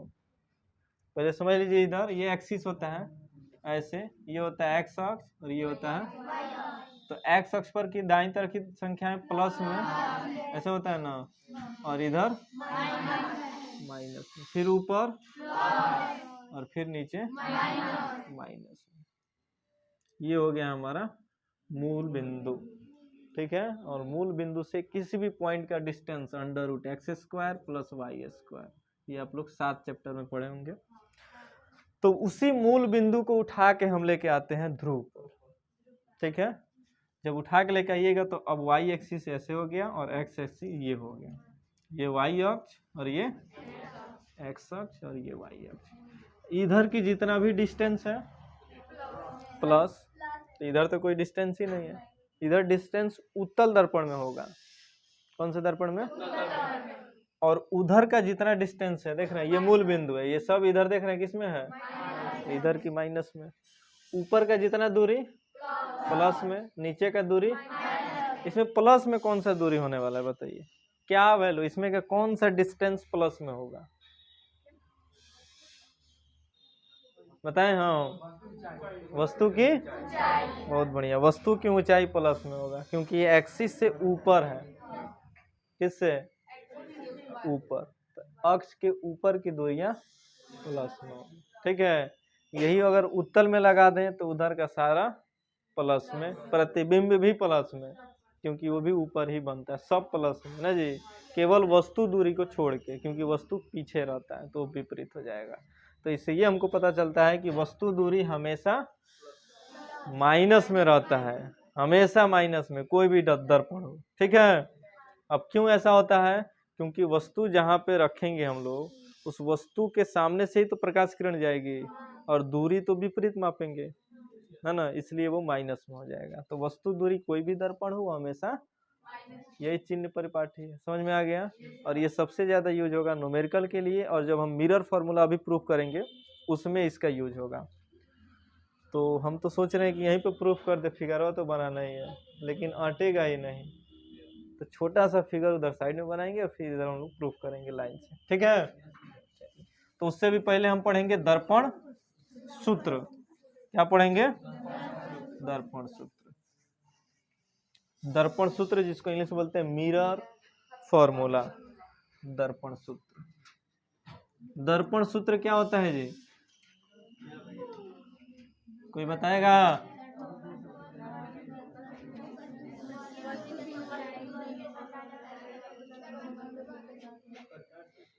नहीं याद है तो बस ये याद कर लीजिए, 1/f is equal to 1/v plus. अब पूछे कि दर्पण सूत्र, तो आप बताना है दर्पण में फोकस दूरी, प्रतिबिंब दूरी और वस्तु दूरी में संबंध बताने वाले सूत्र को दर्पण सूत्र कहते हैं। ये है स्मॉल f, और स्मॉल f का मतलब फोकस दूरी। फोकस दूरी किसे कहते हैं? याद है नहीं है? ध्रुव से लेके मुख्य फोकस के बीच की दूरी को फोकस दूरी कहते हैं। यह है प्रतिबिंब दूरी। प्रतिबिंब दूरी किसे कहते हैं? ध्रुव से लेके और प्रतिबिंब के बीच की दूरी को प्रतिबिंब दूरी। वस्तु दूरी किसे कहते हैं? वस्तु दूरी हो गया। समझ में आ रहा है? तो ऐसा सूत्र जो हमको फोकस दूरी, प्रतिबिंब दूरी और वस्तु दूरी में संबंध बताता है, रिलेशन, उसी सूत्र को हम लोग, और दर्पण सूत्र होता है 1/f बराबर 1/v प्लस 1/u, जहाँ पे f क्या है? v और u वस्तु दूरी। इसके बाद एक आता है वक्रता त्रिज्या और फोकस दूरी में संबंध, जो आप लोग बार बार पूछ रहे थे, इसको बताइए सर प्रूफ करने के लिए। तो बस ये भी समझ लीजिए प्रूफ करने से पहले कि वक्रता त्रिज्या और फोकस दूरी में क्या संबंध होता है। तो f is equal to r/, तो ये रिलेशन होता है, यानी फोकस दूरी हमेशा वक्रता त्रिज्या के आधे के बराबर होता है, और यहाँ पे होता है r बराबर 2f, यानी वक्रता त्रिज्या फोकस दूरी के दोगुने के बराबर होता है। ये है फोकस दूरी और वक्रता त्रिज्या में संबंध।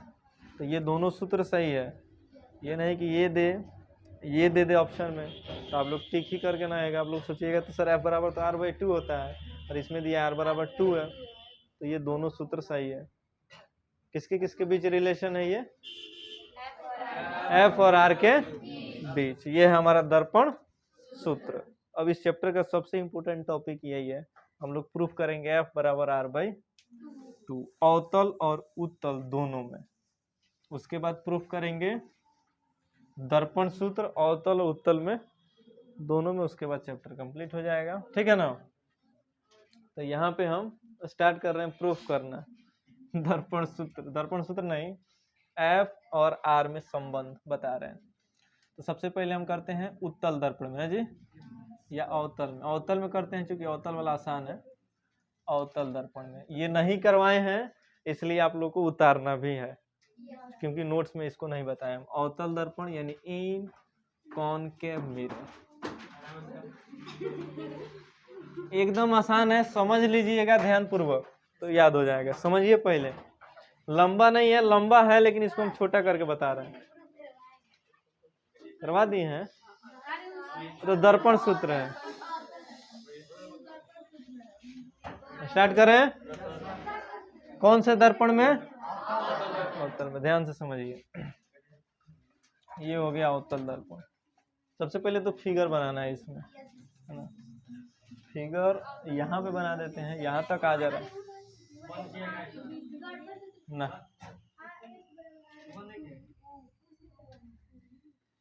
ये हो गया P, ठीक है, F और ये C, ठीक है।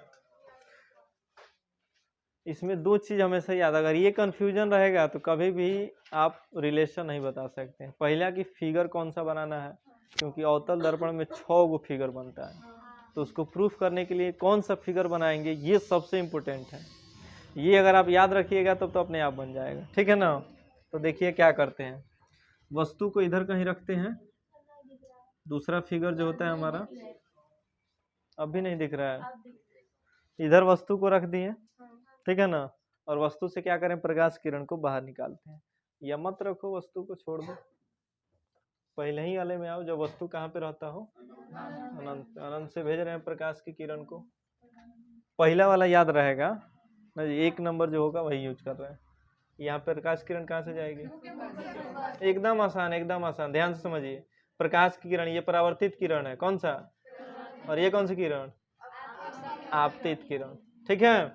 इस पॉइंट का हम नाम दे रहे हैं क्या, एम। जिस पॉइंट पे प्रकाश किरण दर्पण पे आपतित हो रही है और वहां से आपतित होके फिर टकरा के ऐसे कहां से होके जाएगी, ये है परावर्तित किरण। ये प्रूफ नहीं कराए इसलिए ध्यान से समझना है, ये तुम लोग बार बार पूछ रहे हो।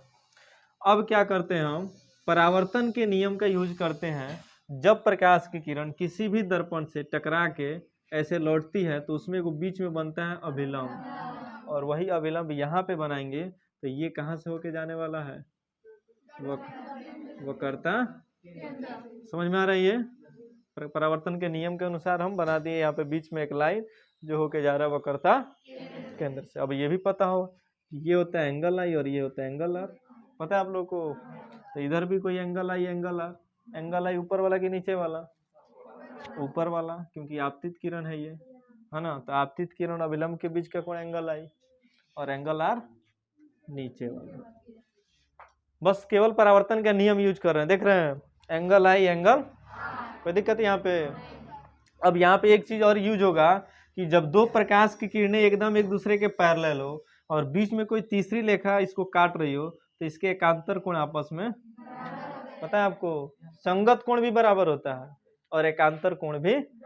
तो संगत कोण क्या होता है ना, उसके साथ वाला कोण, जैसे देखो उसका भी यूज होगा लेकिन इसके बाद वाले में। जैसे ये दो एकदम लाइन एक दूसरे के पैरेलल है, एक तिर्यक रेखा इसको काट दी, यहाँ पे जो एंगल होगा वो इस एंगल के बराबर होगा। ये एंगल 1 2 3 4, ये एंगल 5 6 7 8, इसको टांग के यहाँ पे रख दो, 5 किसके पास जाएगा, तो इस 1 का संगत कौन हो गया, 2 का संगत, 4 का, 3 का, ये संगत कोण हो गया। यानी एंगल 1 जो होगा वो एंगल 5 के बराबर होगा, एंगल 2 एंगल 6 के बराबर, एंगल 3 एंगल, ये एंगल 4 एंगल। उसके बाद आता है एकांतर कोण, कौन सा कोण, तो एकांतर कोण का मतलब उल्टा वाला, जैसे ये, अब ऊपर वाला हटा दो, एकांतर कोण में ऊपर का कोई काम नहीं है, नीचे पाओ, यहाँ पे उल्टा, देख रहे हो, 5 किसके बराबर और 3 किसके बराबर, यही कंसेप्ट यहाँ पे यूज कर रहे हैं हम। ये दो लाइन एक दूसरे के पैरेलल है, ये है आपतित किरण, ये है प्रधान अक्ष। जब पैरेलल है तीसरी लाइन इसको काट रही है, तो इसके हिसाब से जब ये एंगल आई है तो ये भी एंगल आई ही होगा कि नहीं होगा, ठीक है। अब आपको ये भी पता है कि एंगल आई और एंगल आर आपस में बराबर होता है कि नहीं होता है। तो एंगल आई और एंगल आर जब आपस में बराबर होता है तो क्या हम इस आई की जगह आर लिख सकते हैं, बोलो, एकदम लिख सकते हैं, क्योंकि आई आर के बराबर है। या इस आर के जगह भी आई लिख सकते हैं क्योंकि ये दोनों आपस में, तो इस आई के जगह पे हम लिख लेते हैं आर, ठीक है। अब आते हैं इधर, इधर देख लो, एंगल जो इसका नाम देते हैं ए, तो अगर ये एंगल देखो, एंगल ए एम सी, कौन सा angle, angle A M C बराबर है किस एंगल के, आई है एंगल ना, कौन सा एंगल है, आई। और फिर एंगल दूसरा अगर लेते हैं तो सी एम एफ, वो किसके बराबर होगा, किसके, एंगल आर के, यही होगा ना। ये हो गया एंगल आई और ये हो गया एंगल। उसके बाद हम क्या किए, एकांतर कोण से पहले इसको बराबर किए। ये कौन सा एंगल है, एंगल आई को लिखेंगे ए एम सी बराबर, अब इस कोण को हम लिखेंगे एम सी एफ, ये लिखेंगे एंगल एम सी, और लिखेंगे एकांतर कोण से ये दोनों आपस में क्या हो गया बाबू, बराबर हो गया। एकांतर कोण से ये दोनों आपस में, ठीक है। ये सब समझना सबसे ज्यादा जरूरी है, नहीं समझिएगा तो प्रूफ ही नहीं होगा, नहीं तो इसको डायरेक्ट गायब कर देंगे अभी हम, तो दुइये लाइन में प्रूफ हो गया। है ना, लेकिन फिर वो आया कहाँ से वो भी तो समझ में आए जाना, मतलब समझना चाहिए। चलो एंगल AMC बराबर हो गया एंगल MC, एकांतर कोण से ये दोनों आपस में, अभी समझाए एकांतर कोण क्या होता है, ठीक है। उसके बाद हम क्या किए हैं, हम तो इसको बराबर किए हैं और हमको ये भी पता है कि एंगल आर, यहाँ पे समझ लो ना, ये है एंगल आई और ये है एंगल। अब आपको पता है कि एंगल आई एंगल आर के बराबर होगा, यानी इसके हिसाब से अगर देखें, ये है समीकरण 1 और ये है समीकरण, तो यहाँ पे डाल देते हैं समीकरण 1 तथा ये दोनों बराबर होगा कि नहीं होगा, तो एंगल AMC बराबर एंगल CMF, ये ना होगा। तो AMC यहाँ पे बराबर है MCF के, और ये AMC यहाँ पे बराबर है CMF के। तो अगर इन दोनों की तुलना कर दें हम, ये अगर समीकरण बना दे 3 और ये बना दे 4, तो 3 और 4 से फिर ये दोनों आपस में बराबर हो जाएगा, समीकरण 3 और 4। बड़ा इक्वेशन बन गया, इसी में तुम लोग कंफ्यूज हो जाओगे ना जी।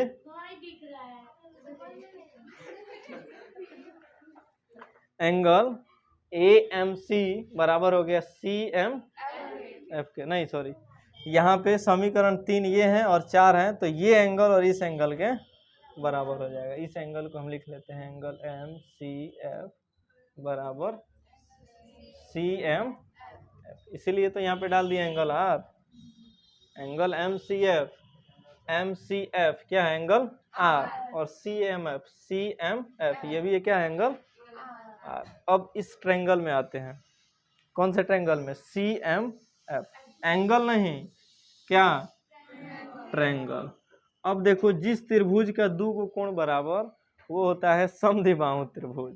कौन सा त्रिभुज, क्योंकि उसकी जब दो भुजाएं बराबर तो दो गो कोण भी बराबर।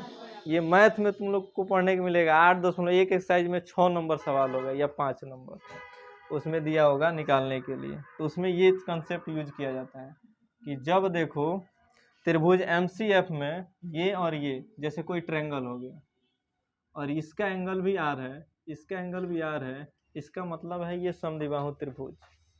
कौन सा त्रिभुज, क्योंकि जब समान कोण के सामने की भुजाएं बराबर होती हैं, क्या होता है, तो चलो ये सामने की भुजाएं यहाँ पे CF है और यहाँ पे MF है ना जी। कौन कौन है, CF और MF। तो यहाँ पे लिख लेते हैं हम कि चूंकि एंगल R बराबर एंगल R के, इसलिए लिख सकते हैं कि CF बराबर MF। लिख सकते हैं कि नहीं लिख सकते हैं। अब ये थोड़ा सा आप ध्यान दो, दर्पण का द्वारक थोड़ा सा छोटा कर दे तो M पहुंचेगा P के पास। ये तो हम लोग मिरर फार्मूला में भी यूज करते हैं, तो वही यूज करते हैं फिर कि दर्पण का द्वारक क्या हो जाए, छोटा हो, द्वारक छोटा हो, तो M जो होगा वो किस पर हो जाएगा, M P पर हो जाएगा, P पर होगा, यही ना होगा जी। कहाँ पर होगा, M पॉइंट, ये पॉइंट कहाँ पे आएगा, P पे, तो इस M के जगह P भी लिख सकते हैं हम। तो CF बराबर अब क्या हो गया, PF। बस अब ये हो गया प्रूफ, यहीं तक है। टोटल PC क्या है, वक्रता त्रिज्या है ना, और टोटल PC किसके बराबर होगा, PF और प्लस किसके, जब PF और CF को जोड़ेंगे तभी तो PC होगा, और PC क्या है, बोलो R है, और PF ये क्या है, CF, PF CF दोनों बराबर ही है ना, तो इन दोनों को जोड़ लेते हैं। या एक काम करो, ये PF है और ये क्या है, CF, तो CF के जगह भी हम लिख लेते हैं, और PF और PF 2PF, तो 2PF, PF क्या है, फोकस दूरी है, तो हो गया F। R बराबर 2PF, या लिख लो F बराबर R/2, बस हो गया। ये आपका है वो करता थे जब फोकस वीडियो। उत्तल दर्पण में सेम प्रोसेस से बता रहे हैं, क्योंकि और अच्छे समझ में, क्योंकि अवतल समझ में आ गया, उत्तल भी अगर उसी तरीके से समझाया जाए तो नहीं समझ में आ जाएगा, आ जाएगा ना, बोलो चलो तो सबसे पहले बनाते हैं हम उत्तल दर्पण। क्या उत्तल दर्पण यहाँ पे एक बना लेते हैं, ठीक है। कौन सा दर्पण है ये? उत्तल दर्पण। उत्तल दर्पण में भी हमारा वही चीज होता होगा। यहाँ पे हो गया ध्रुव, यहाँ पे मुख्य फोकस और यहाँ पे वक्रता केंद्र। कोई दिक्कत है यहाँ तक? यहाँ से भेजेंगे किसको? प्रकाश की किरण को। टकरा के कहाँ से जाने वाला है? मुख्य फोकस से। यहाँ से भेज देते, ये पीछे भी तो जाएगा क्योंकि प्रकाश किरण परावर्तित भी तो होगी कि नहीं होगा। यहाँ से भेज दिए इसको, ये यहाँ से चला गया। तो इसके बीच में एक आएगा क्या? अभिलंब। और ये अभिलंब कहाँ से होके जाएगा? वक्रता केंद्र से होके चला गया। अभिलंब में ये एंगल आई, ये एंगल आर। अब देखो यहाँ पे ये लाइन अगर कंप्लीट करे तो ऐसे, और ये लाइन कंप्लीट करे तो ऐसे। फिर यहाँ पे एक मैथ का कंसेप्ट आ जाएगा कि जब दो रेखाएं एक दूसरे को क्रॉस करें तो ये एंगल आई या कोई भी एंगल हो, ये एंगल इस एंगल के बराबर होता है। इसको बोलते हैं शीर्षाभिमुख कोण से। कौन से एंगल से? तो इसलिए ये जो एंगल होगा वो इस एंगल के बराबर होगा। यानी ये एंगल अगर आर है तो ये भी एंगल होगा कि नहीं होगा। फिर संगत कोण का यूज आ गया यहाँ पे। फिर ये दोनों रेखाएं एक दूसरे के पैरेलल है। इसको और बढ़ा देंगे आगे तो पैरेलल नहीं हो गया। और इनके बीच ये है एक तिर्यक रेखा, देख रहे हो? कौन सी रेखा? तो इसका ये एंगल इस एंगल के बराबर होगा संगत कोण से होगा। तो ये एंगल आई है तो ये भी एंगल आई हो जाएगा। इसको मिटा देते हैं। सेम प्रोसेस वही है, देख रहे हैं। बस थोड़ा सा एंगल ये ऊपर बना है दर्पण के, वो दर्पण के अंदर बना था। सेम प्रोसेस वही है, सेम। अब फिर वही चीज यहाँ पे एंगल आई, ये एंगल आर शीर्षाभिमुख कोण से बराबर होगा, उसी को लिखेंगे हम। तो फिर सबका नाम देना पड़ेगा। ये हो गया ए बी सी और इसका नाम देते हैं एम। तो एंगल लिखेंगे अब यहाँ पे A M B. Angle A M B बराबर होगा किसके? एंगल बी एम सी के। एंगल बी एम सी के परावर्तन के नियम से यहाँ पे लिख सकते हैं, परावर्तन के नियम से। आप लोग इसको छोड़ना चाहे तो छोड़ सकते हैं, हमारा काम है पढ़ाना। एग्जाम में अगर पूछता है तो इसको छोड़ सकते हैं। चलो एंगल ए एम बी उतना काट दिया जाएगा। एंगल ए एम बी बराबर हो गया बी एम सी के। अब ये एंगल हम इससे को बी एम सी, फिर एंगल बराबर होगा सी एम एफ के। कौन से कोण से? शीर्षाभिमुख कोण से। एंगल बी एम सी बराबर हो गया एंगल सी एम। समझ में आया? देखिए यहाँ पे बी एम सी, चूंकि ये दोनों लाइन एक दूसरे को ऐसे क्रॉस कर रही हैं, एक ऐसे एक ऐसे, तो ये B M C angle C M F के बराबर हो गया। कौन से एंगल से? तो यहाँ पे लिख लेते हैं क्या? शीर्षाभिमुख कोण से। शीर्षाभिमुख कोण से, ठीक है। अब थोड़ा ये angle A M B B M C परावर्तन के नियम से बराबर है क्योंकि एंगल आई एंगल आर के। फिर ये angle B M C C M F के बराबर हो गया शीर्षाभिमुख कोण से। तो चूंकि ये एंगल आर के बराबर। फिर संगत कोण अभी यूज किए हैं हम ए एम बी, और ये संगत कोण है एम सी एफ, यही है ना। इसको लिख लेते हैं हम फिर दोबारा। एंगल ए एम बी बराबर एंगल सी एम एफ के। कौन से कोण से? वह गधा, संगत कोण से। शीर्षाभिमुख कोण से तो बराबर हो गया है ना। अब संगत कोण से, ठीक है। अब चलो, अब यहाँ पे देखो, अब ये एंगल आर है तो क्या एंगल आर के जगह हम आई यूज कर सकते हैं? क्योंकि आई आर दोनों आपस में बराबर हो सकता है। तो यहाँ पे किसके जगह लेके आए? Angle C M F. C M F, ठीक है।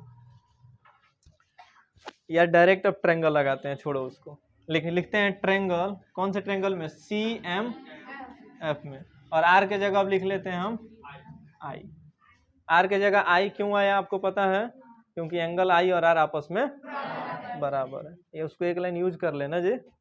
चलो रख लेते हैं यहाँ पे एंगल आई। ये कौन सा एंगल है? C M F. कौन सा एंगल है? CMF। कहाँ पे CMF कहीं दिख रहा है? देख रहे हैं यहाँ पे, ये इसको बना देते हैं समीकरण 1 2। यहाँ पे है एंगल CMF, इधर भी BMC है, इधर भी BMC है। यहाँ पे BMC इसके बराबर है, यहाँ पे इसके बराबर है, तो ये दोनों आपस में बराबर, यानी यहाँ पे लिख लेते हैं समीकरण 1 तथा 2 से कौन किसके बराबर होगा? AMB बराबर होगा, तो AMB I के बराबर है और CMF भी I के। अब ट्रायंगल लगा, ट्रायंगल कौन सा? CMF में वही कंसेप्ट, फिर ये टोटल, ये पहले ट्रायंगल में जब देखेंगे एंगल I और एंगल I ये दोनों को अब कोण बराबर है तो सामने की भुजा भी बराबर होगा। क्योंकि लिखेंगे यहाँ पे कि एंगल I बराबर एंगल I, इसलिए क्या हो जाएगा बाबू? CF बराबर हो जाएगा MF के, CF बराबर, और फिर वही दर्पण का द्वारक क्या हो? बोलो, द्वारक छोटा हो। दर्पण का द्वारक क्या हो? दिख रहे हैं, द्वारक जब छोटा होगा तो ये जो M बिंदु होगा वो कहाँ पे आएगा? P पे, यानी M P पर होगा। किस पर? इसलिए यहाँ पे जो हम CF बराबर MF लिखे हैं तो उस CF बराबर MF के जगह लिख सकते हैं PF। सेम प्रोसेस है वही, इसलिए चूंकि समझ में आ जाए इसलिए बता रहे हैं। अब टोटल फिर यहाँ पे यूज करेंगे PC, और PC किसके बराबर होगा? PF और प्लस में CF के, PF प्लस CF के। तो PC वक्रता त्रिज्या होगा, ध्रुव से लेके वक्रता केंद्र के बीच की दूरी, क्या हो जाएगा? R। PF को PF रहने देते हैं और इस CF को भी हम PF लिख लेते हैं, क्योंकि CF किसके बराबर है? PF के। R का R, PF और PF 2, PF के जगह पे फोकस दूरी यानी स्मॉल f। क्यों? क्योंकि ध्रुव से लेके मुख्य फोकस के बीच की दूरी फोकस दूरी। ये R बराबर 2f, या 2 को इधर कर दो तो f बराबर हो जाएगा R/, तो ये आपका हो जाएगा कॉन्वेक्स मिरर में। उतारिए इसको, वही फिगर बनाएंगे जो हम लोग f बराबर R/2 प्रूफ करने के लिए बनाए थे। ध्यान से समझ लीजिए, ये हो जाएगा f, है ना? कौन सा दर्पण है ये? अवतल दर्पण है। ये क्या है? f, और ये यहाँ पे रखते हैं हम लोग वस्तु को। प्रतिबिंब सबको पता है कहाँ बनेगा? C और F के बीच। प्रकाश की किरण को भेज दिए, यहाँ से टकरा के यहाँ से गई, यहाँ से टकरा के यहाँ से गई, ठीक है? ये हो गया वस्तु का ऊंचाई A B। एक्सिस पे कौन सा पॉइंट है? B, तो यहाँ भी जो हम पॉइंट लेंगे ये B' लेंगे, ये क्या हो जाएगा? A', ठीक है? यहाँ पे पॉइंट हमारा हो जाएगा M। बस अब देखो, अब सबसे पहले डिस्टेंस वाले को लिख लेते हैं, या नहीं भी लिखो तो कोई दिक्कत नहीं है, आगे बढ़ते हैं हम लोग। ये AB वस्तु की ऊंचाई, ये A', B' प्रतिबिंब की ऊंचाई, ठीक है ना? सबसे पहले इसमें दो ट्रायंगल लेना है। उल्टा कहाँ है? एक्सिस पे B है ना, तो एक्सिस पे B', यही तो समझाए हैं। A ऊपर है तो यहाँ A' ऊपर हो गया, उल्टा नहीं है। तो तुम्हारे कहने का मतलब A' ऊपर होना चाहिए, ऊपर नीचे से नहीं, मतलब एक्सिस से ना मतलब है। एक्सिस पे कौन सा पॉइंट है? तो B', इधर A तो A'। दो ट्रायंगल सबसे पहले, कौन कौन सा ट्रायंगल? एकदम नजदीक वाला दिख रहा है, कौन सा, कौन कौन ट्रायंगल है? ABC और A' B' C, यही ना है? ABC A' B' C, इन दोनों को समरूप कर लेना है। हम डायरेक्ट भी समरूप लिख सकते हैं, लेकिन थोड़ा समझ लीजिए समरूप कैसे है। ट्रायंगल ABC तथा ट्रायंगल A', B' C में ये दोनों त्रिभुज समरूप है। कैसे है? ये एक एंगल इसमें का 90 डिग्री, इसमें का 90 डिग्री, और ये शीर्षाभिमुख कोण से बराबर, क्योंकि एक दूसरे को क्रॉस कर रहे हैं। तो जिस त्रिभुज का दो एंगल बराबर तो तीसरा भी बराबर, तो एंगल से ये त्रिभुज समरूप हो गया। त्रिभुज में पढ़े होंगे आप लोग, तो यहाँ पे लिख लेते हैं कि एंगल, कौन सा एंगल? इसका नाम दे दे ABC, और इसमें का बराबर हो जाएगा A' B' C। ये एंगल बराबर होगा, कितने डिग्री का होगा? ये प्रत्येक 90 डिग्री का, 90 डिग्री। समझ में आ रहा है इतना? प्रत्येक। दूसरा एंगल आपको बताए थे, ये एंगल, इसका नाम होगा ACB। एंगल ACB बराबर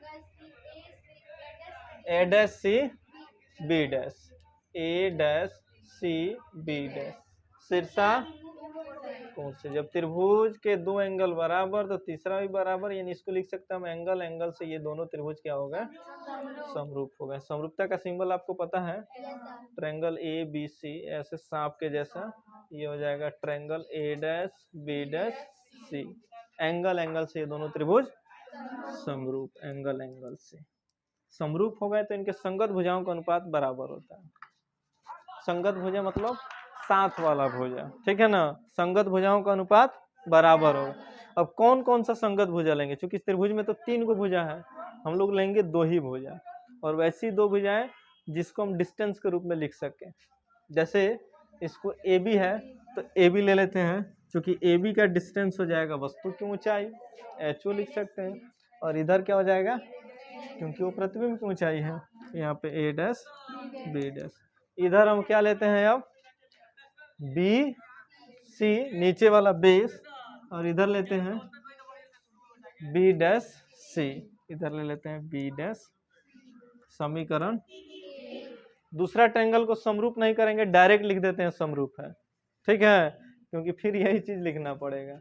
अब दूसरा ट्रायंगल कौन सा लेंगे पता है, इधर वाला, कौन सा, ए नहीं ना, M, M P F A dash B dash F. कौन कौन सा जी, डायरेक्ट लिख देते हैं समरूप है, या लिख लेते हैं अगर दर्पण का द्वारक छोटा हो, द्वारक छोटा हो तो m कहाँ पर जाएगा, p पर होगा। तो इस प्रकार से हम लिखेंगे ट्रायंगल एम पी एफ, नहीं एम पी एफ, इसको भी हटा देते हैं, इसका यूज बाद में है। ट्रायंगल एम पी एफ समरूप हो गया ट्रायंगल, तो इनके भी संगत भुजाओं का अनुपात बराबर होगा। कौन सा संगत भुजा लेंगे, बोलो, एम पी, कौन सा, और इधर आधार लो, आधार पी एफ, और बटा बी डैश एफ। समझ में आ रहा है, बी डैश एफ, इधर भी तो आना चाहिए ना जी, इसमें तो आ ही नहीं रहा। इधर लिख लेते हैं, यहाँ पे लिख दें, क्या हो जाएगा, इधर हो जाएगा एम पी बटा में ए डैश बी डैश, और इधर हो जाएगा फिर पी एफ बटा बी डैश। समझ में आ रहा है, नहीं तो समझिए, सबसे पहले ऊंचाई फिर बेस, क्या लेना है, ऊंचाई और बेस। ये इसका ऊंचाई है, देख रहे हैं, एम पी ऊंचाई, इसका ऊंचाई ए डैश बी डैश, बेस मतलब आधार, तो इस ट्रायंगल का आधार देख रहे हैं यही ना है, बी डैश एफ, तो बी डैश एफ, और इस ट्रायंगल का आधार पी एफ, तो पी एफ हो गया। अब चूंकि अब लिखते हैं ये चीज जो यहाँ पे लिखे थे, द्वारक छोटा हो, द्वारक छोटा हो तो, नहीं द्वारक छोटा हो तो एम एफ पी एफ के बराबर होगा, क्योंकि एम आ जाएगा पी पर, एम एफ जो होगा वो पी एफ के बराबर होगा। इसके यूज अभी बाद में करेंगे हम लोग, ठीक है ना।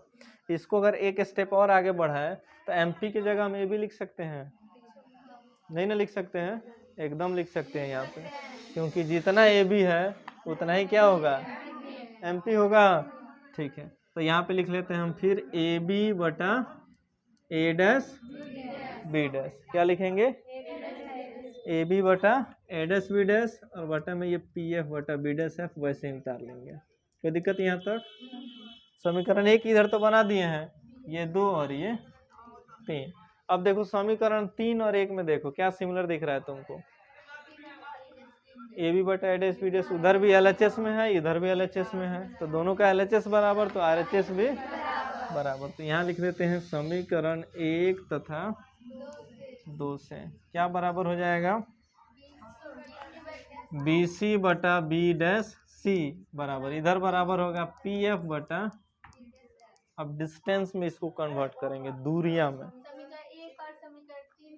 अच्छा 3 से 3 करते हैं, ठीक है। अब दूरी में चेंज करेंगे, BC कोई दूरी है क्या, है या नहीं, कोई दूरी नहीं है। दूरी कौन कौन है ध्यान से समझ लीजिए, P से लेके B तक वस्तु दूरी, P से लेके B डैश तक प्रतिबिंब दूरी, P से लेके C तक वक्रता त्रिज्या, P से लेके F तक फोकस दूरी, यही सब दूरियां हैं। BC कोई दूरी है क्या? तो इसको दूरी में चेंज करेंगे। कैसे करते हैं बाबू?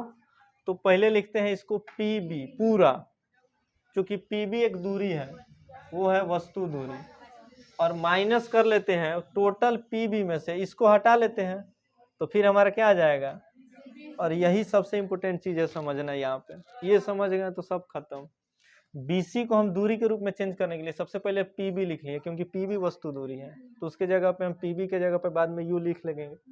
उसके बाद इसमें से BC लिख रहे हैं यहाँ पे, BC सॉरी PC, P से लेके C तक की दूरी क्या होता है? वक्रता, जिसके जगह पे हम R के जगह 2F भी लिख सकते हैं, क्योंकि अभी प्रूफ किए हम लोग। तो यहाँ पे लिख लेते हैं PC, PB में से PC माइनस करेंगे तो BC आ जाएगा, दूरी में चेंज हो गया। एक स्टेप यहाँ पे अब आ गया B डैश C, कोई दूरी है ये भी कोई दूरी नहीं है, B डैश C कोई दूरी नहीं है, तो फिर इसको क्या करेंगे, फिर PC में से माइनस करेंगे PB डैश को, PC माइनस PB बराबर PF कोई दूरी है फोकस दूरी, तो इसको वैसे ही छोड़ देंगे। फिर B डैश F कोई दूरी नहीं है, छोटा वाला कोई दूरी है, तो इसको लिखेंगे PB डैश, क्या लिखेंगे, और माइनस कर देंगे PF, क्या कर देंगे, समझ में आ रहा है? तो चलो जब माइनस कर दिए, अब सबको उसके संकेत के रूप में चेंज कर लो। PB के जगह पे क्या रख लो, PB के जगह पे माइनस U वस्तु दूरी है, ठीक है।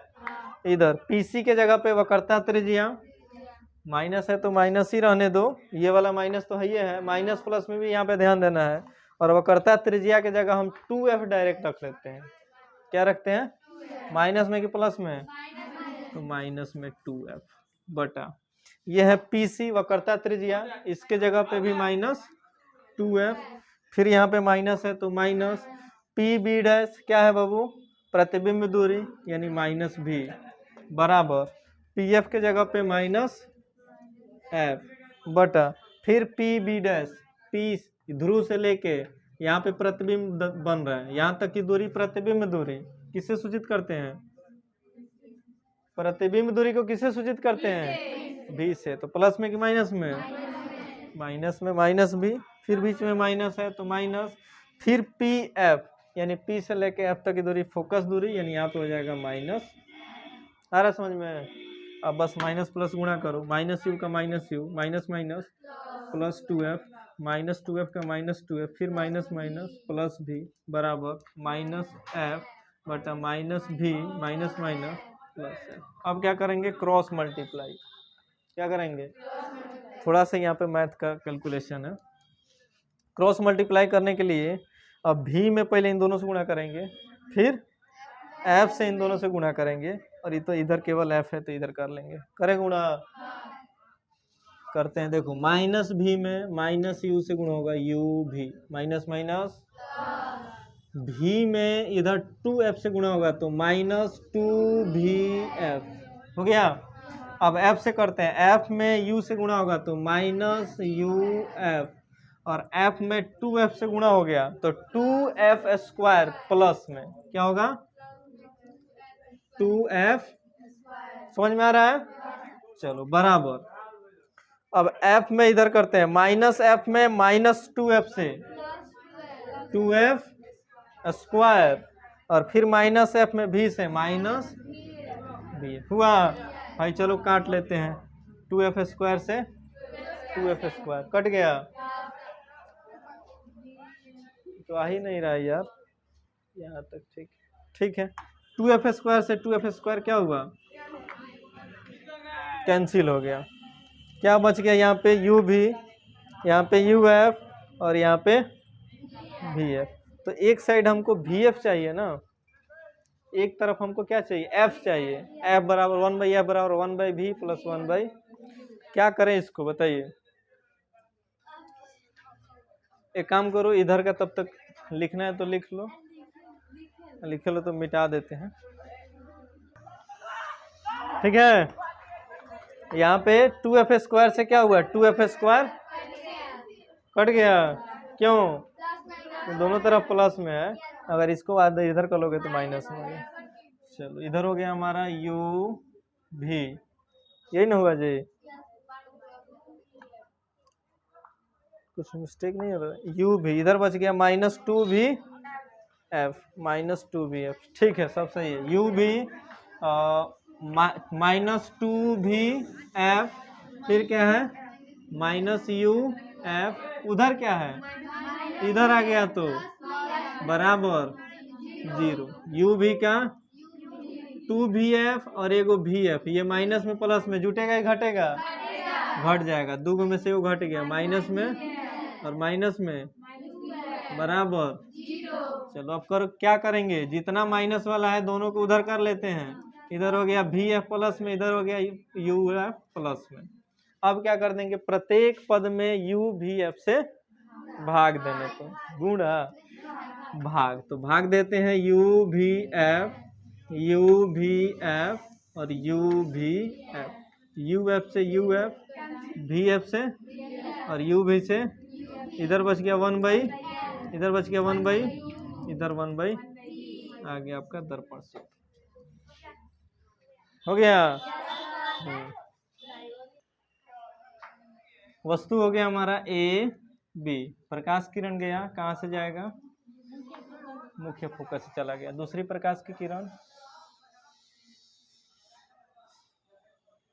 इधर आप ऊपर कर सकते हो, ए डैश, ये बी डैश, ठीक है। और बाकी सब तो अगर ट्रायंगल हमको लेना हो तो ए बी सी, फिर ए डैश बी डैश सी, और फिर एक और ट्रायंगल हमको लेना होता है और A dash B dash F ना जी, और एक और ट्रायंगल कौन सा हो जाएगा, ए डैश बी डैश पी। कौन सा ट्रायंगल है जी इसमें?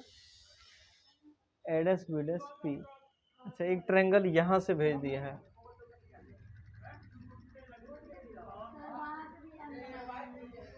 यहाँ पे, तब कौन सा ट्रायंगल लेगी ना? ठीक है, ये ट्रायंगल लेंगे, देख लो, एक ट्रायंगल होगा A B C, A dash B dash, ये बड़ा वाला, एकदम बड़ा वाला triangle, A B C, A dash B dash C. अब यहाँ पे किया क्या है ना, इस प्रकाश की किरण को यहाँ से भेज दिया है, तो दूसरा ट्रायंगल होगा ए डैश बी डैश सी और A dash B dash P. ये कौन सा है पॉइंट? पी, जो कि दर्पण का क्या है? ध्रुव है। क्या है? डायरेक्ट लिखते हैं हम कि ट्रायंगल ए बी सी समरूप है किस ट्रायंगल के? ए डैश बी डैश सी के, यही ना होगा। अब कैसे होगा आपको पता है, ये एंगल 90 डिग्री, ये एंगल 90 डिग्री, एक एंगल बराबर, इसमें भी सी और इस ट्रायंगल में भी सी, ये दोनों बराबर। चलो, अब जब ट्रायंगल समरूप हो गया तो भुजाओं का अनुपात बराबर, इधर क्या हो जाएगा, बेस लेंगे हम बी सी और इसका बेस क्या हो जाएगा, बी डैश सी, यही ना होगा। ठीक है, अब दूसरा ट्रायंगल, इसको बना देंगे समीकरण। दूसरा ट्रायंगल अभी बताएं, क्या लेंगे, A dash B dash C और A dash B dash P, यही ना लेंगे। लिख लेते हैं ट्रायंगल क्या, A dash B dash C की P, P A dash B dash F,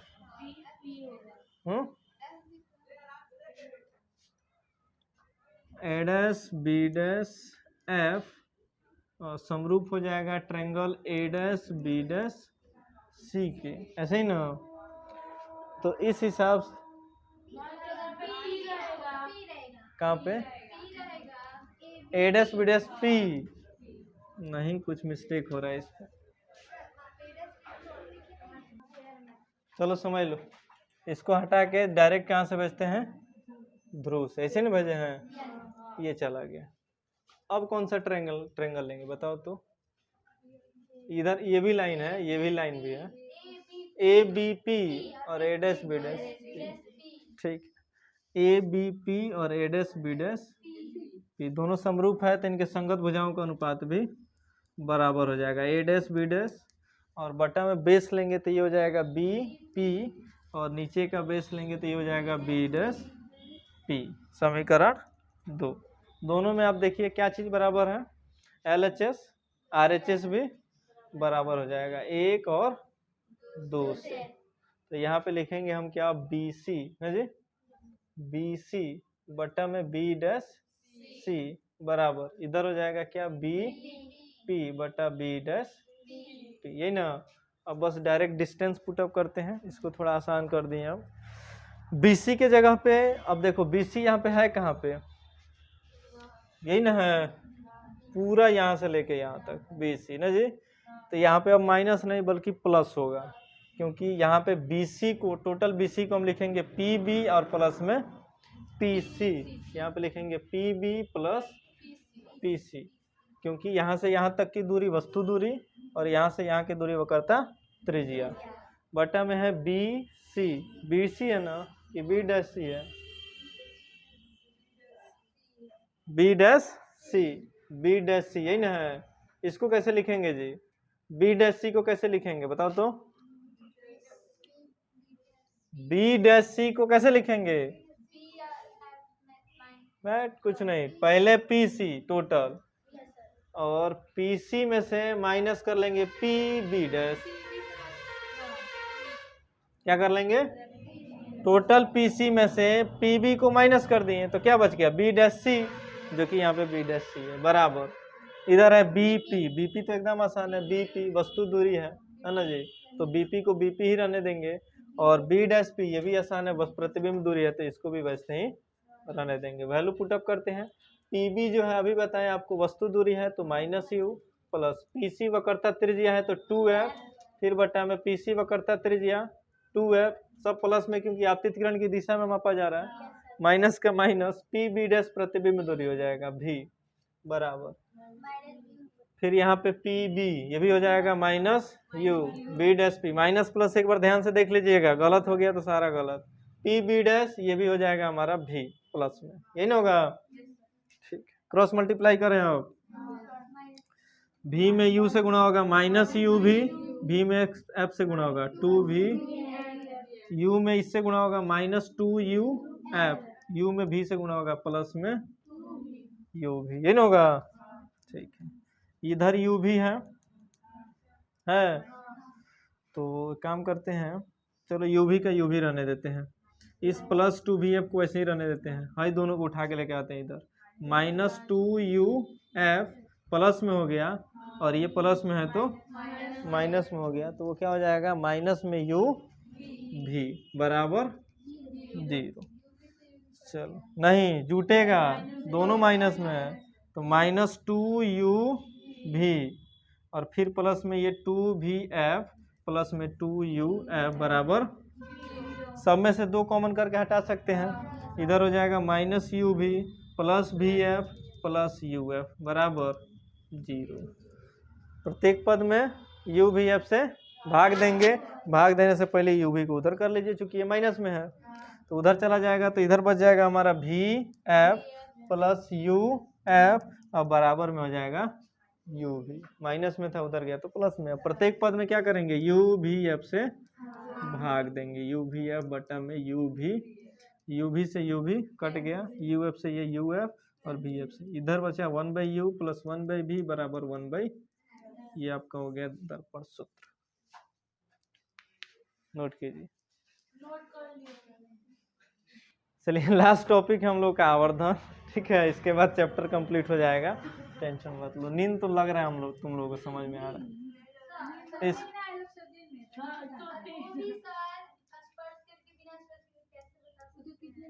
दर्पणों की पहचान, ठीक है, वो भी बता देंगे जब याद दिला दे तो, बस ठीक है, ये समझ लो लास्ट टॉपिक है, ठीक है।